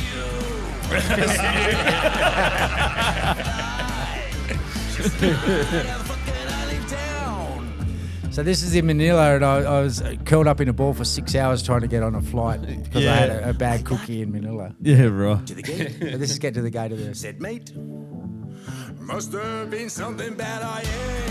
Sat down, and frowned, and I hope that the monster's not around. I love this film clip, bro. It's fucking so cool. I locked myself in a garage for 2 days. Come on me, So I made this entirely by myself. Yeah. The whole thing. hey, the Cookie Monster. Don't discriminate. If you bite the cookie, you gotta swallow your own fate. Swallow your own fate. And here's the end. Shouldn't have had that fucking cookie, babe. That's good, man. I love how you're not taking anything too fucking seriously, bro. It's just Never. take the piss out of yourself, and that's the best fucking. I love that shit. Always, man. mate. Yeah. And for that reason, quite often I didn't really fit into the mold that people wanted me to be. And look, I could have got off. fucking punk. I wasted a lot of It's opportunities. fucking punk rock, bro. Yeah. I Well, love it. even back then when I was a hosting punk shows ethos, and stuff, I didn't play by the rules, and you sort of have to play by the rules if you want to go like much further than I That's did. the problem. And Yeah. I refused to do it, and so Yeah. and I refused to do a lot of things. I refused to get the fucking jab. I refuse to get a lot of things, mate. And, Yes. do you know what I mean? I wish I didn't get the jab. But Yeah. Wes was drinking beers at the pub, and I'm like, Yeah. fuck, I I don't don't get get it. a jab. You just lubed yourself up, bent over, and got the jab. Didn't Yeah, you? I did. I was a Yeah, no, I fuck got with- mine under the bridge at Queanbeyan. And they were sharing, they were like recycling, so Oh, sharing they all were the sharing needles. it. You're Yeah, beauty sharing all the even better. needles and stuff. You yeah. get HIV as well. You may as well just bring it all together at You were once. telling me to get ivermectin. Remember I got COVID? I told you. Yeah, Yeah. the horse medicine, I think it was. Yeah, but it's not horse medicine. That's the thing. It was all a fucking lie, man. And it was freely available. And look, you could have invested in big pharma back then, and you would have made a mozza. But then you'd be complicit in the bullshit that's happened afterwards. And to me, that's not You right. tell me, right, that they haven't got a cure for fucking. They get cold sore every now and then, right? Yeah. They haven't got a cure for cold sore. I reckon they do. They got Like a fucking, cure but, for herpes. you know, it's $18 for a little tiny bit of this shit. Yeah, right? yeah. It's like Yeah. cancer. Like- Tell me they don't have a fucking cure Well, for cancer. but you know- $18 fucking dollars. But you know what? I'll go back to you and say you shouldn't have given that guy the gobby in the war. No, well, he did promise me a hot dog. no, I wanted a hot dog. That is there's an ARIA award right there. You win the ARIA award. Fucking- I'm glad you're in charge of the fucking giving out the awards. We've had him the award of just laying back, not even near the microphone award. yeah. Oh, he wins that for sure. He wins that in the band as well. Yeah, that's it. He never wanted to fucking sing or anything. He Yeah, just the said, further away from the microphone, the better for "Yeah, everyone. that's right." Careful, you might be catching cold sore off that. Yeah, that's it. Yeah, well, he's already got chlamydia, Yeah. AIDS, Twice. HIV. Twice. No, No, I've got chlamydia. Yeah, you are. That switch pitch. Fucking he's got- koalas. he's got- We'll just test his blood. You are our little koala bear, Justin. Hey, what goes on in this hotel room stays in this hotel room, right? No, it goes on fuck all over the Goes all internet. over the internet. Once upon a time, what happened at Bathurst stayed at Bathurst, but not anymore. All right. So Now anyway, there's smart cams. Now there's he's got a smart story phones. anyway, about- so anyway, When you got chased, Nath. car chase. Yeah, let's go right into the nitty gritty of your dark side. Dark side, all right. Well, the one you want to find out about is being chased by the biker. Yes. Yeah, let's go. You go. Though. Okay, well, having a profile like I did, it obviously has its advantages because you get to the free parties and free piss and all You that get to kind of stuff. fuck models. And people, yeah. Yeah, we want Did a bit to of find that. out what's the best chick. Yeah, we'll get there. Yeah, we'll get We'll there. get there. Yeah, you just asked me the biker story. Yeah. I did this. It was a celebrity bike bash, and it was to raise money for cystic fibrosis. And there was a guy who was, and I was always right into the charity things, and I did shitloads of charity, and I never charged money. And a lot of these big stars you see that are doing charity, they're getting paid Yeah. a lot of money to do it. Fuck off. I would refuse to accept money to do charity because it's a fucking charity. And I would never, ever accept. And even a recent one I did with playing my mediocre songs, they offered me $200 and I donated it straight back to them. And that was at Tate's. You know Tate's? The pub down at- Winter. Yeah. Yeah. And so I was doing this charity bike bash, and back in the day I had long hair, which I've revisited again now, and I was a bit of a stoner, and I was a Bring surfy. the hair back, man. Yeah, bring the hair back. And I was, Fuck the hair off, I say. No. yeah, No, not yours. I want my dreads back. yeah. What happened to those, man? No Anyway. bush or full bush? No. Anyway, so Landing strip. Anyway, we digress. We do that a lot. yeah, that's all right. You can digress. You want to go? Well, keep going, keep I may going. be reticent to tell the story now. No, but and so we got to Bulladila, and the rebels. There were 3 members of the rebels that were on this bike bash, and it just so happened that the members were the president of the rebels, which is my lifelong friend now, Gino, and the treasurer of the rebels, who is Carlo, and the sergeant of arms, which was Leo. And by the time we got to Bulladila, I went into the toilet block, and Carlo comes out and goes, "Mate, there's something seriously wrong by now." And I said, I'm a bit confused because he spoke to me for the first thing. And I said, "Oh, what do you mean?" He goes, "Oh, normally I've had about 2 bongs by now." And I said, "Oh, yeah, me too, actually." And he goes, "Do you want to come and have one?" I went, "Fucking oath I do." And so I went into the toilet block of Bulladilla Servo car park and had a bong.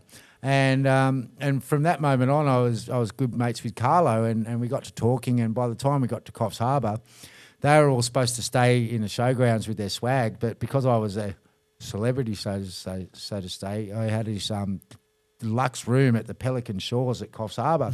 Yeah, right. And so I invited the president of the Rebels, the treasurer of the Rebels, and the sergeant of arms Look at my to fucking share my digs, yeah. room at Pelican Shores, right?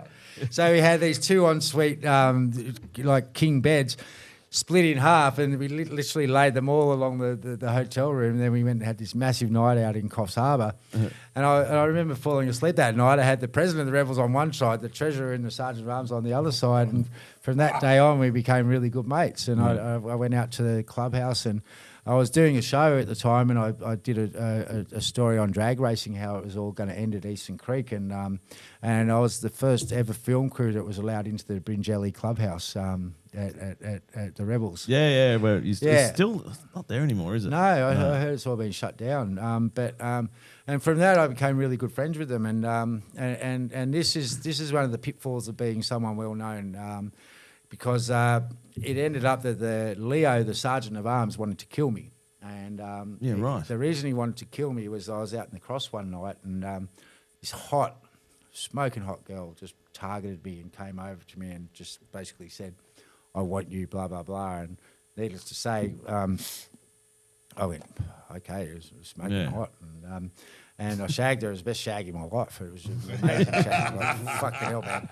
Put it this way, she was biting my nipples, and I was throwing her up in the air. Like, fuck that. Just as having Yeah. And, Send photos. Yeah. And so, and I'd never met Leo's girlfriend, because he never took her to the club, probably because she was smoking hot and she was a wild child, right? Yeah. An absolute wild child. And so I'm driving to work one day, Foxtel. I lived at Bondi at this time, Tamarama, and I was driving to work and in my Valiant, and just before the city, this Harley pulls up next to me, and I turn to the right, and I look, and it's Leo, and I was going, fuck. I was really genuinely happy to see him. I go, "Fuck, Leo, how are you?" He goes, "I'm going to fucking kill you, you motherfucker." And I'm like, "What the fuck?" And then the lights change, and I'm fucking driving, and he's fucking chasing me, and I had no idea why he wanted to kill me. But put it this way, when you got the sergeant of arms from the Rebel wanting to kill you, he probably wants to kill you. And so it was like a frigging movie, mate. It was dead set like a movie. I'm in this old Valiant, squealing tyres, going sideways through the middle of the city streets, running red lights with this guy chasing me on a fucking Harley. Right? And the studios of Fox Sports, Foxtel at the time, were at the Finger Wharves at near Star City Casino. Yeah. They had those Finger Wharves. And so while I was doing this, I rang security and I said, "Guys, I need help. I've got this guy on a Harley chasing me. I'm coming in hot." And I was coming in hot. Like I literally squealed along this Finger Wharf, and by the time I got to Foxtel, there were 10 security guys there. Leo saw them turn around and rode off. And then I was constantly... So how old were you at that age? I was in my mid-20s. Yeah, 20s. Yeah, and so from that day on, I was constantly on high alert because I was worried that Looking over your he was shoulder. after me. And I was ringing Carlo and I was ringing Gino and say, "Can you talk to Leo? It was a total accident." And he said, "Doesn't matter. He was obsessed with this girl, and this girl just was fully vindictive and went and told him that she shagged me just to piss him off." Right? Yeah, right. And so there was nothing I could do about it. And one day it was funny because also being quite well known, I never used to be one of those wankers that said, "Don't you know who I am?" I always used to queue up at clubs and pubs and stuff and just make my way and just do my own thing. Just be normal. Yeah, and Johnny Ibrahim took a liking to me, and so every time I was in a club in the Cross, which is his, like the Tunnel or something, he'd invite me over and invite me for a drink, and he actually showed me the catacombs of the Cross, which you would not believe. Yeah, like they had tunnels that you go up through trapdoors, and the police come to the tunnel, and then they go through this little tunnel, and you end up at Porky's, and vice versa. Yeah, right. And so he actually showed me the catacombs of My King's first night in the Cross was at Porky's. yeah. And so I was at DCM's, and that was when John actually took over a lot of the Oxford Street because the lockouts no, that was maybe before that, but I don't know. I was at DCM's, and I know John had bought DCM's, and I was talking to Johnny, and Leroy was actually there, and he was coming at me with a hunting knife, but because I was talking to John Ibrahim. The bouncers thought he was going for John, and so they bundled him up and took him out. 2 weeks later, Leo committed suicide, and he would have taken me with him, so I dodged a bullet. Fuck. Yeah. Crazy shit. That's fucking hectic, bro. So he was like, he didn't give a fuck. He didn't give a fuck. He was taking me down. Yeah, right. Yeah. But just for that period of time to have that on the back of my conscience the whole time, knowing that he was after me was gnarly. Yeah. He didn't know where I was, lived luckily, but he did know my car, and he knew that I lived around the city, so he was scoping the city and stuff, looking for me all the time. Yeah, so it was that was full on. Yeah. Yeah, that's crazy, man. So like he would have obviously he wanted to be leaving anyway, so he would have taken you out. He would have taken me out with him. Fuck. Yeah. Because you fucking shagged his missus. You didn't even know it was. I didn't even know it was her. She targeted me because I was well known, right? Yeah. And so she just saw me randomly out one night and decided to do that. Yeah, to get to him. Crazy. That is fucking. That was madness. That was madness. Hey, and I was ringing Leo and I mean I was ringing Gino and Carlo, the president and the treasurer, and they say, "Sorry, man, he's obsessed. He just wants to fucking take you out, and he's." Well, look, hold on a minute. You're fucking supposed to be mates with these other dudes. Yeah. And they're like, "Hey, can you sort your fucking mate out? He wants to kill me." Yeah. Oh nah, we can't sort that out. They tried, but right. there's some things you can't, and that was one thing that they couldn't actually. Yeah, that's convince fucking Leroy insane, bro. That's about. insane. That was crazy. If their own can't even tell them to fucking you know. But it taught me a lesson is be very careful of where you put your dick. Don't drop it in a toaster. Yeah, I don't know why I said that. And it's funny though, but you guys might ask me how many I've and I've well above my share. But you know, when I moved to the Central Coast, I was celibate for 3 years. You know, Yeah, because right. I didn't want to be that guy that was. You're living around. on the top of a fucking mountain. There's not many chicks get up there. Yeah, well, that was 1 year. Yeah, yeah. And if they saw that, if they did, they'd see the place go, take me back home. Straight away. Yeah, but it was a nice place, though. yeah, it was a great place. As much as you love the Forward Territory, it's not a fucking chick magnet. No, it ain't a chick magnet. In fact, It's no it's value. painted matte black. It's got an Aboriginal hand in the front window, and it's got an FNC sticker, which is my mate's punk band. It says I love the those FNC, guys. I love those guys. which is the F and can't say cunt in Canada. Fucking cunt. We'd like we're in Cambo. And so, put it this way, no one ever goes anywhere near my car. And Is it Russ? And if Russ? I'm isolated, Is no it- one wants to go near it Is it either. Russ? Huh? Russ. Russ. Yeah, I love my Russ. flatmate. Hey, shout out to Russ. Shout you're out a to legend. Russ, Yeah, Russ, and you're a Richie legend. and all my other mates. And I've got And Benny Pounder. We And love Benny. you. Love you, Benny Pounder. Yeah, well, Benny Pounder is amazing. He used to work at Abbey Road. He used to run Studio 3 at Abbey Road, and he's become my mentor with music and recording and stuff. And You know Ben. and Yeah. there's an amazing. You should get him on the podcast, actually. Yeah, I'd love. Hey, Ben, come Yeah. and have your arm with us, man. Yeah, you should, because and Duke, you know Duke. Yeah, I love Duke. He's Yeah. he done all the. He used to be a WWF wrestling announcer, and then he got a motor neurone sort of disease, and he can't. He's walking around with a cane now. But Wow. we're going to Penrith RSLs. You should come that night, the 29th of November. Yeah. So Yeah, anyone, 29th of November, get to the wrestling because Dukey boy, our mate, is going to get a lifetime achievement awards, and we're fucking Yeah. proud. I love we're Duke, fucking man. proud of him. Duke, you're a legend. And Benny's man. going to be there, so yeah. I reckon you can do Yeah. a podcast. From We're there. What do there. you We're reckon? there. We'll do Be it. there or be square. Yeah.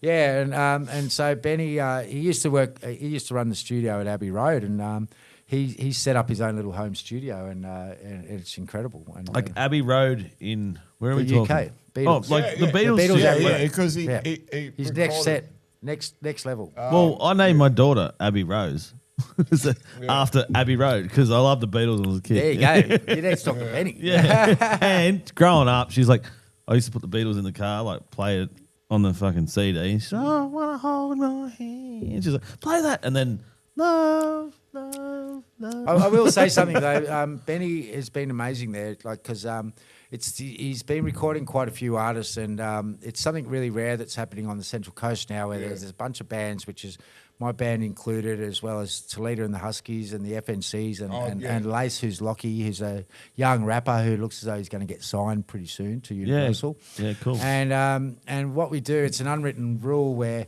whenever we have a gig, all the other bands come and watch the gig, so you never play into an empty room. And Yeah. that is and everyone's so helping good, yeah. each other record and write and do things, and there's no, I want a percentage of this. We're all just helping each other out. Yeah. So it's a really great It's collective. that's something we found out about the podcast industry as well. Like every other podcast is helping other podcasts out. Like we've been on podcasts, we've been on a couple of them since we've done this. We get other podcasters to come on. It's not like radio where fucking you're fighting for ratings. It's fucking about boosting everyone up, pumping everyone's those fucking tires up. Everyone, awesome. everyone, Because of the high tide we raises all, all we all ships. work Yeah. together. That's, And I that's said the main thing.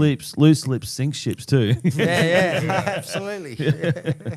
So yeah, no, it's all good, but like everyone, like trying to help each other out is fucking great. You know, that's what it should be about. Not against. I'm not against you, not against me. Like we're all fucking just normal fucking bare bums in the shower, mate. Just fucking. Well, that's it. We're all struggling. We're all struggling to make a name for ourselves, whether it be in the music industry or the podcast industry. Yeah. And the only thing that's going to make that better is if you all join together. And there's no room for jealousy, because if you're jealous, you're cutting off your own nose. You know, because if you all help each other out, it's only going to be a positive thing. That's exactly right. I've got a couple of questions, right? Twisties, chicken or cheese? That's a hard one. Chicken. Chicken? Oh, that's I like Bull. cheese. I like cheese. Yeah, he likes dick cheese. Yeah. Uh, Hey, he's not the one with the cold sore ointment.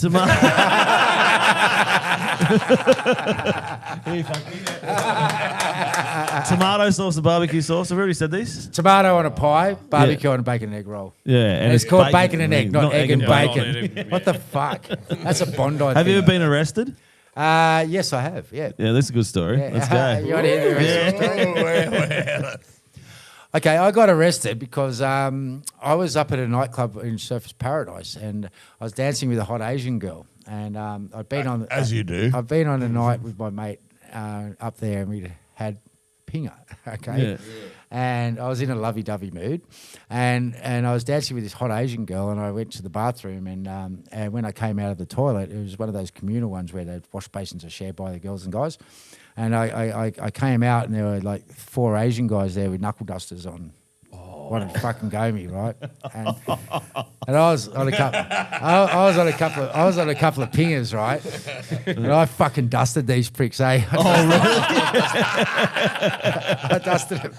That couldn't hurt me because I was off my head, right? You were fucking ready And to so go. there I am standing in the fucking toilet with my pants had fallen down at this stage, right? And I pulled them up. I was covered in blood, and the bouncer. I was covered in blood, my own blood and theirs. And I come out, and the bouncer goes, "What the fuck happened?" I said, "I just got jumped by these fucking 4 Asian guys." And the bouncer goes, "Yeah, these guys have been going around the clubs like beating up random people for quite some time. You should go and report it to the police station because we've got it on evidence, right? Because we've got cameras of who these guys are from when they come into the club." So sure enough, for me being like good citizens, right? Upstairs. Went down to report these guys to hopefully get them busted, right? Because I thought, fuck these guys, they shouldn't be doing that. And I go down to the police station. The sergeant treated me as a fucking cockroach from New South Wales. This is in Surfers Paradise at the time. Didn't believe it. I called him a dickhead. He arrested me, searched me, and found the remains of a pill in my pocket. So what happens? I end up on drug charges, and do you know what else happens? It ends up in the fucking papers. So my parents are overseas at the time, and their best friend rings them and says, "Your son's on drugs charges," and they're wigging out, and I'm going, "Oh, for fuck's sake!" So you like had half a pill or half a pill? Fuck. Oh my god! And then How in the many did you papers have, they said, Justin? then in the papers why they said I it was speed. You got to hear Justin's story. Yeah. What's your story, Justin? Oh, so when I was 18, and you know everything, and I was big into the raving scene, hardstyle and defcon and all that sort of stuff. And anyway, so I was doing some extracurricular activities to make a bit of money on the side in the rave scene. Yep. I was selling pingers. Yep. Long story short, yeah. So fucking, I'll make it short. I ended up in cut to jail. Harvey, I ended up in jail, right? So fucking Penrith Station, I got pulled up for not having a train ticket. I told them to jam it up their ass, and the cops fucking searched me, and they found 2 pills on me that I had left over from DEFCON. Yeah. I was like, oh, fuck, whatever, it's 2 pills. Went to the courthouse. Judge gave me a 6-month suspended sentence for it. I went, okay, Yeah. bit rough. Yeah. And about 2 weeks later, I was in the city. I was selling a bunch, and I had a younger mate, and he went in the city. He's like, oh, can I sell some for you? I went, okay. Yeah. Here, take all these. If you sell them all, you can eat 2. Or 1, or whatever the fuck it was. Yeah. And he got caught in Hyde fucking Park selling to undercovers. Oh, man. Dobbed me straight in, knew where I was, what I was wearing, fuck everything. Dobbed me in. I'm sitting out the front of this club on Oxford Street in the city, and cops walk up to me. Are you Justin? I'm like, yeah. Should have said no. Yeah. And they're, oh, we're going to search you and fucking rah, rah. So I just gave them what I had. I said, look, I've got 2 pills and a tab of acid. Yeah. And, oh, you're under arrest. And I was like, oh, whatever, it's fuck all. And then it hit me. Bang. You're on a suspended sentence. Oh, yeah. Oh, do not pass go. Do not collect $200. Like, bang. I did 6 months in jail for fucking, 4 pills For and a 4 tab of pills. acid. Like, Yeah, that's Yeah. crazy. That's fucking ridiculous. yeah. Well, 6 it's months. funny. It's funny. You know, look. I don't necessarily condone the use of drugs, and you know, there's some Drugs are bad, okay? Well, look, but let me put it this way, okay?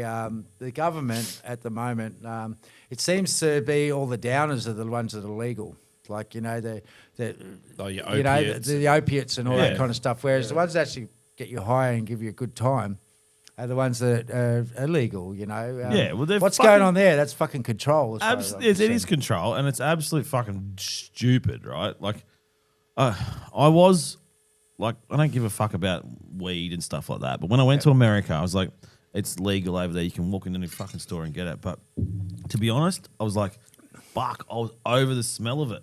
Because you're walking down the street. So you're walking down the street with your kids, fucking people pushing prams just through fucking clouds of fucking weed smoke. Yeah, right. It's Yeah. like, nah. Like, I don't want that. You smoke it at home. Yeah. Fucking do what you want. Yeah. You know? No, honestly, But the worst thing. Oh, sorry, Adge.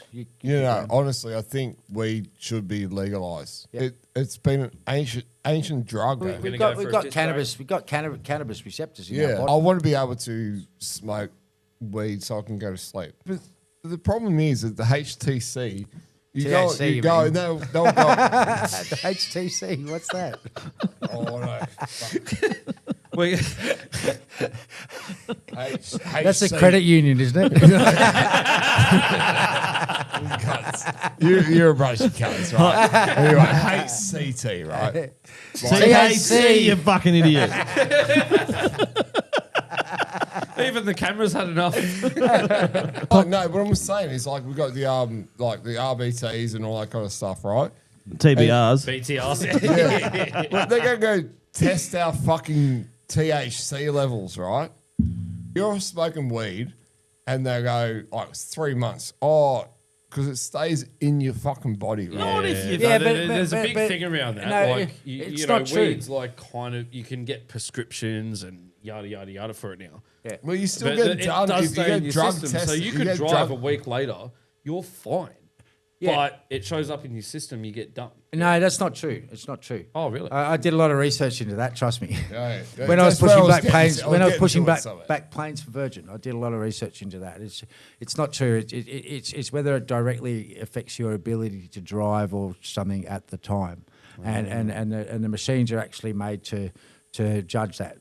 So if you get stoned the night before and then you're totally sober the next morning and you go driving, the drug test isn't going to pick you up on that with marijuana or THC. Oh. It's only the amount of the ability. It's the amount. Wouldn't it be the more you smoke? So if you smoked every day, Yep.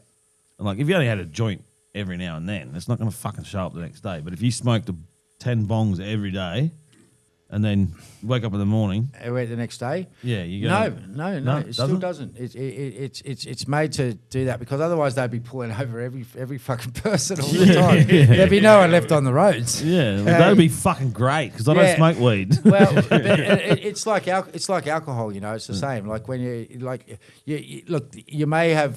You may be right there when you have 10 bongs or something, but if you have a Yeah. joint the day before and then Yeah, the next day, start it's not the gonna next day, fucking show up. It's not going to show up, and but- so there's a lot of people wigging out about that. But look, I think all drugs should be decriminalised actually because there's a really good case for it, and Portugal's a perfect example. They decriminalised drugs, and the amount Really? of addicts has gone like fucking way Let's down. go to Portugal.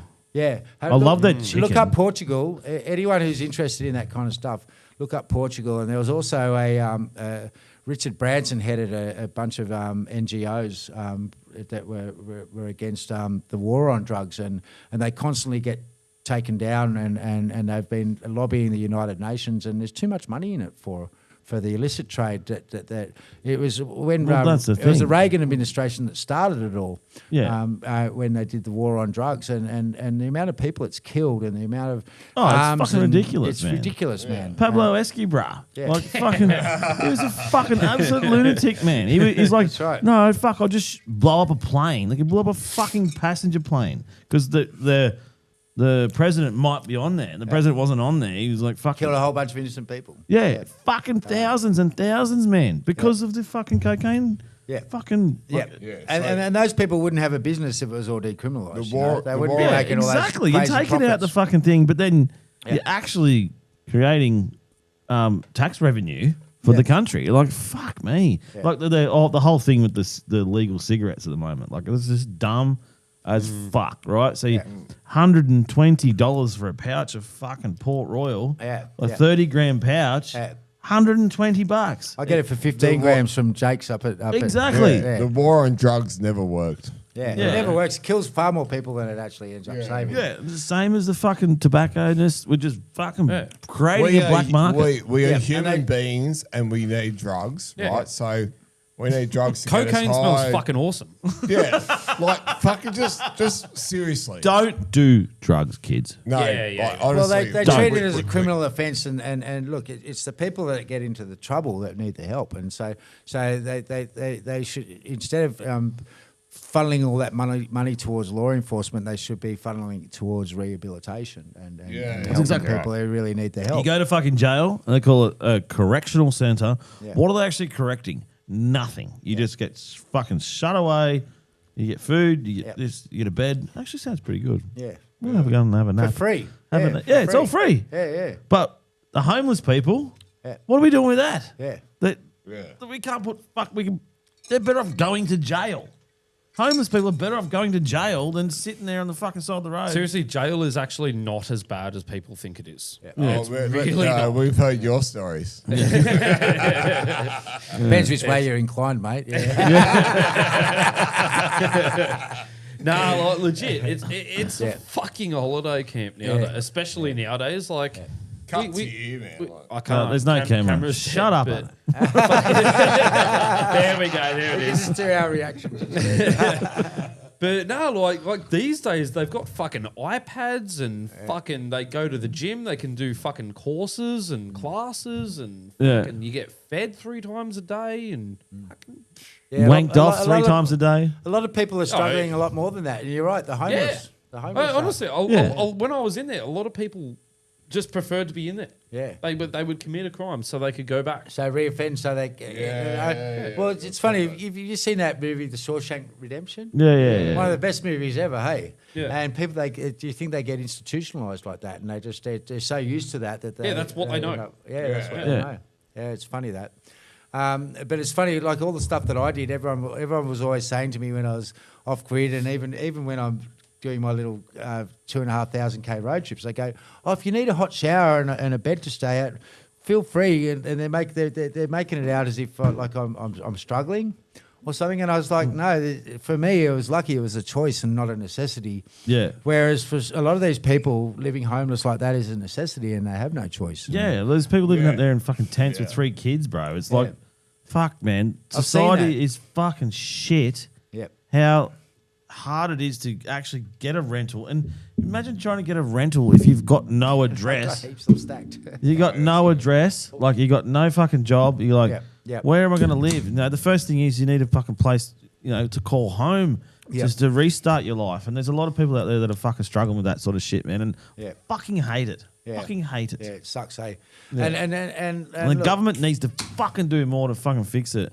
yeah, and look, we can go, and it's funny. Like I come out here and I see I see a lot of the new housing estates that they've done, and like at least they're building new houses, but far out, just the clear felling of all the land that they're doing. Like you would have thought we would have learned our lesson and still keep wildlife corridors open. The heat, things like heat island effect in those new suburbs, like Jordan Springs, you got Caddens, fucking. There's no trees, man. Like the trees that they plant them like this. Like, my mate actually grows trees for a lot of the fucking up the central.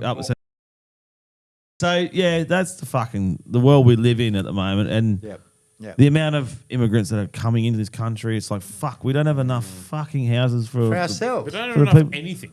You don't have enough anything. Like it's fucking ridiculous. We literally, you look at the map of Australia, right, and we are literally just covering the coast. Yeah. Like compared to Barely. going inland. Yeah. Yeah. Just like this, right?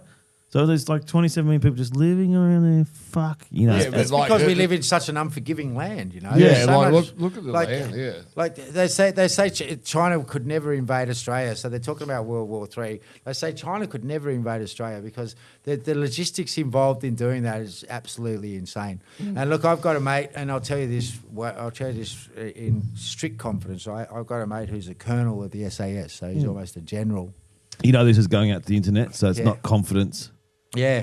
Well, Right. yeah. This is Well, he is saying Allegedly. a country would be very hard pressed, no matter how big it was, to invade Australia. I'll put it as simply as that, because they wouldn't obviously try the cities and everything first. They'd be trying on the outskirts at first, but then they've got to dodge the taipans and the funnel web spiders and The the box Newcastle big jellyfish. boy. Yeah. Nah, they're not that bad. No, but let's just put it mildly this way: Australia would defend the east coast, and good luck to them trying to get to us from anywhere else. Do you know Yeah, what I well, mean? that's Like you spend five and a half hours just getting out of Australia. It's Yeah. like fuck, man. Like when I was going to So Scotland, 5.5 hours just getting to the airport. besides that, right? No, but Fucking seriously, I was shithole. just like flying 5.5 hours just to get out of Australia. I was like, fucking hell, we're still in Australia. I'm like, Yeah. it is a massive fucking country, eh? It's a massive country full of lots of very unforgiving territory. that Oh will man, fuck it's you like up big desert. time. Right. The Yeah. other thing is like, so I live on the Great Dividing Range. So, or everywhere that we live, as like to get food and whatever else and all that kind of stuff. What the fuck? I don't know what the fuck's going on. Justin is fucking zooming in my fucking balls or something. Anyway, but we are fucking like on the east coast of shit. Like basically the rest of it's all gone. It's gone desert. Yeah. It's fucking desert, man. Desert, but full of resources. Yeah. So, I Yeah, mean, big and then we time. give away to the US. Do you know that BHP is owned like 75% by the US now, which is our biggest mining company?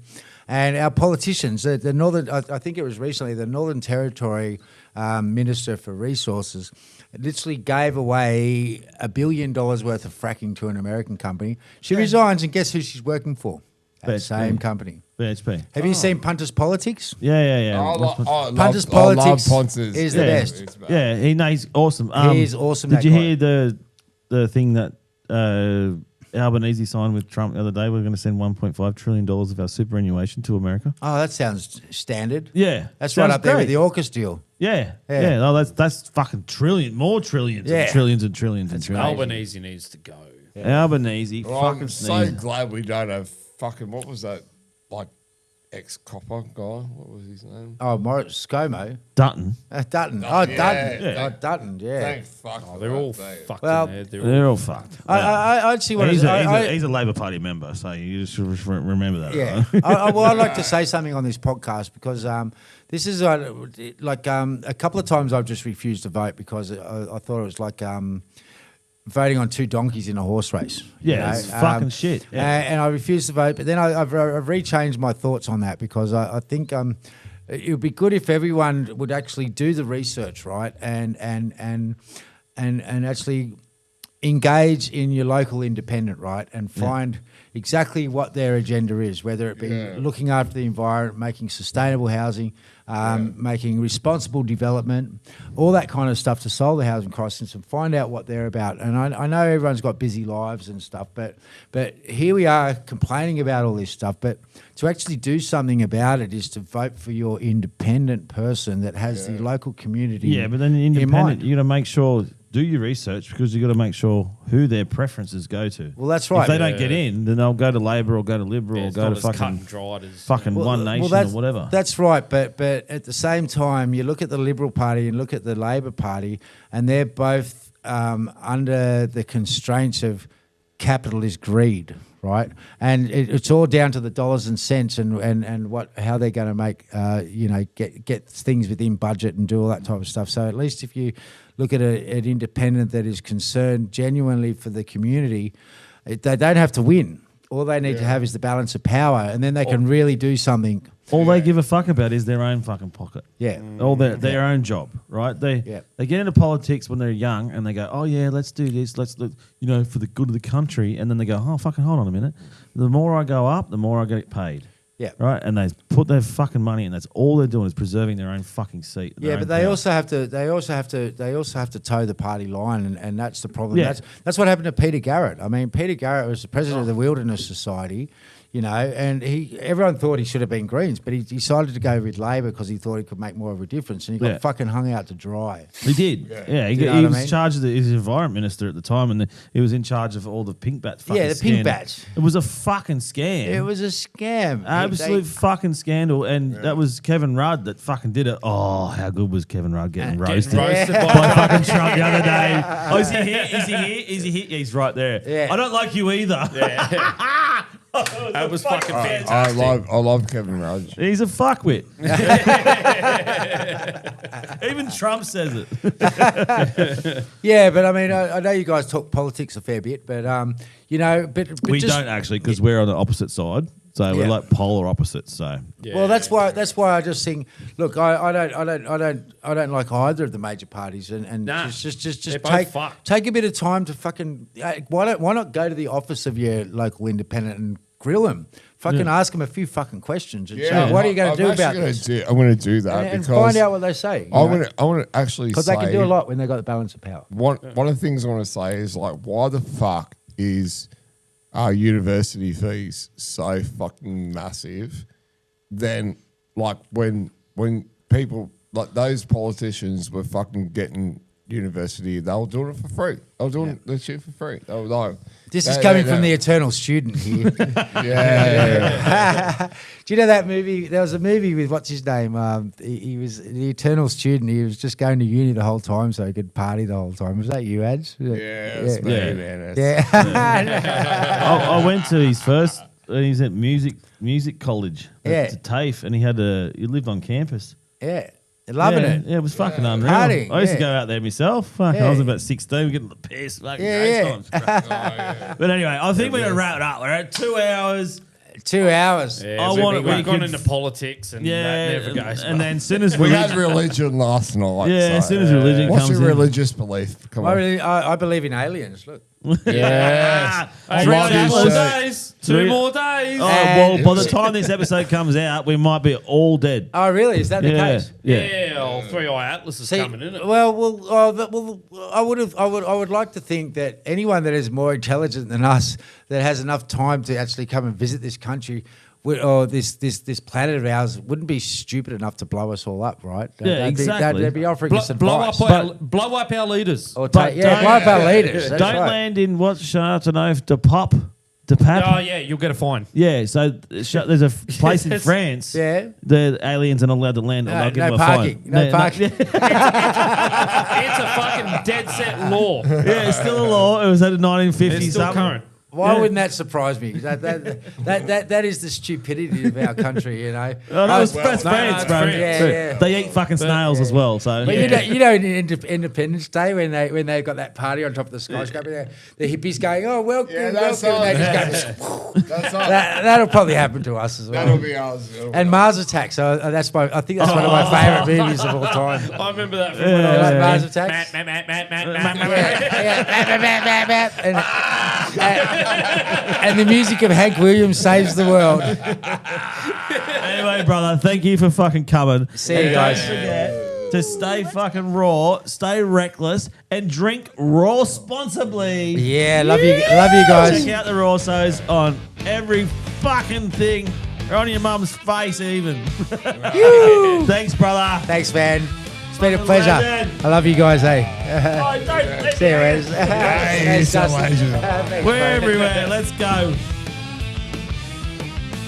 It's the West taking over the scene. Adam and West, the ultimate team. Do the fucking quick. Bring in the noise. quick. Breaking where the down hair goes. barriers, making Where the hair some goes. noise. Unfiltered, uncensored, No, the other one. Just like the brothers like ain't fucking. playing and taking it from crazy confessions to stories untold. Raw SOS is unmissable. Whoa, come on, join. Be part of the crew. Raw SOS is waiting for you. Adam and West, H2C. What's that H2C? H2C. let's hit play. Adam's hit his HTC level. Here we are again.